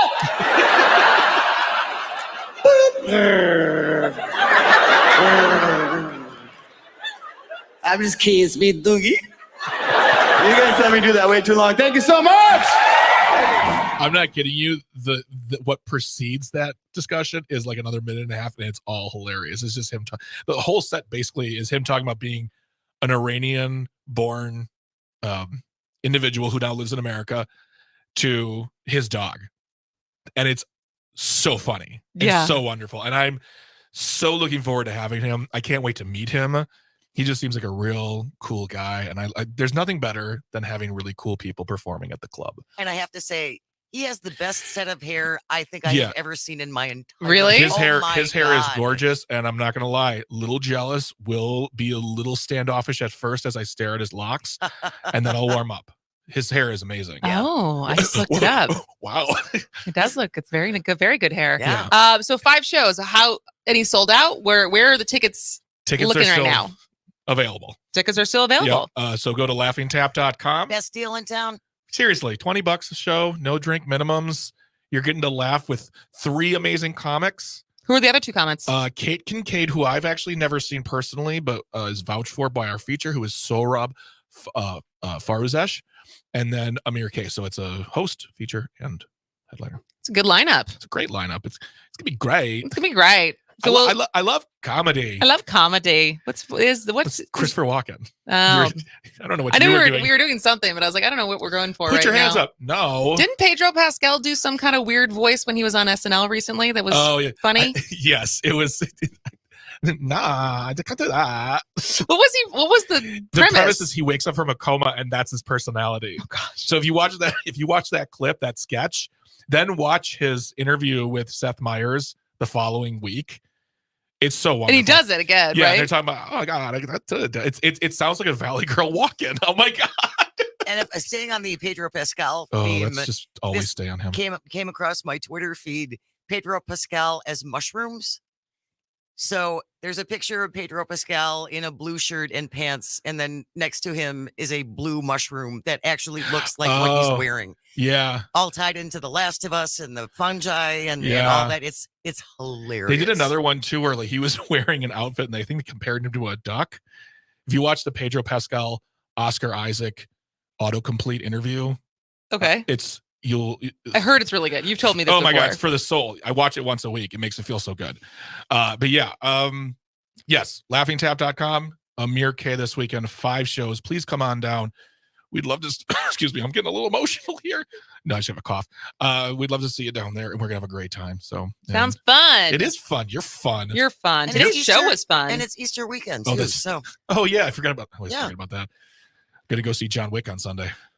that's your penance. Well, it's Bridget's birthday on Friday, and it's a weekend of birthday activities. And because I can't be there on Saturday, I'm driving them all on Friday. They're going to drive around to breweries and do their thing. And then on Sunday, it's going to be me and her doing brunch, go see John Wick, and then probably go home and fall asleep. I referred to it as a blood ballet and was told that is an accurate description. I heard it's the best one of all 4. Oh. I'm holding back judgment. We'll see. But What's loved your it. favorite of the 3? The first one. I really do. I mean, you've got the great, like, I feel like what happened with that movie is that, or those movies, is that he made this great movie. And then all of a sudden it was very popular. They said, we want a sequel. And then he's like, oh, I got to make a universe now with all this extra stuff, which is fine. And it's not bad. It's just, it didn't look like a movie conceived in the idea of, oh, I'm going to build this like 10 movie universe where, blah, But blah, isn't blah. there an argument that Star Wars is the same? How do you mean? What do you? I'm weigh sure there's going to weigh your words carefully. Well, I am not enough of a Star Wars nerd to know what is true or not true. But didn't it start as, I mean, it's not like George Lucas had this entire universe plotted out before he wrote the first script. Yes, he did. I've heard conflicting. It started in a thing called the Journal of the Wills, which is the prequel. You have 1.5 minutes before this show ends. No, we're going over. FCC, do something. I don't care. No, there's definitely some things out there that were not planned, but he conceived the first trilogy as 3 movies. You see A New Hope in the theaters in 1977. It's not called A New Hope. It's called Star Wars.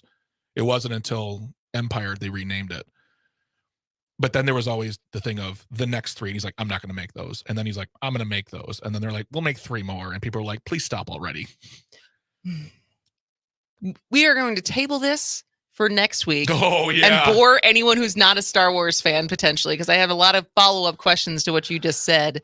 And I'm going to do my research in between. I can't wait. But you'll have to come back tomorrow to hear about the coffee that makes you poop, because we never got to that Starbucks story. Doesn't but no I kind coffee of make you poop.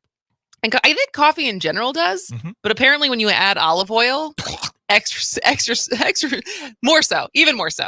Well, this was a super fun show today. It flew by. Thank you to Joe Zepecki, who was here for the first hour. Greg Bach, always love having you here. Thank you to everyone who called. We had a ton of callers today. We had a ton of texts. It's always more fun when you are engaged and you are having your voice heard on the show. So keep it up.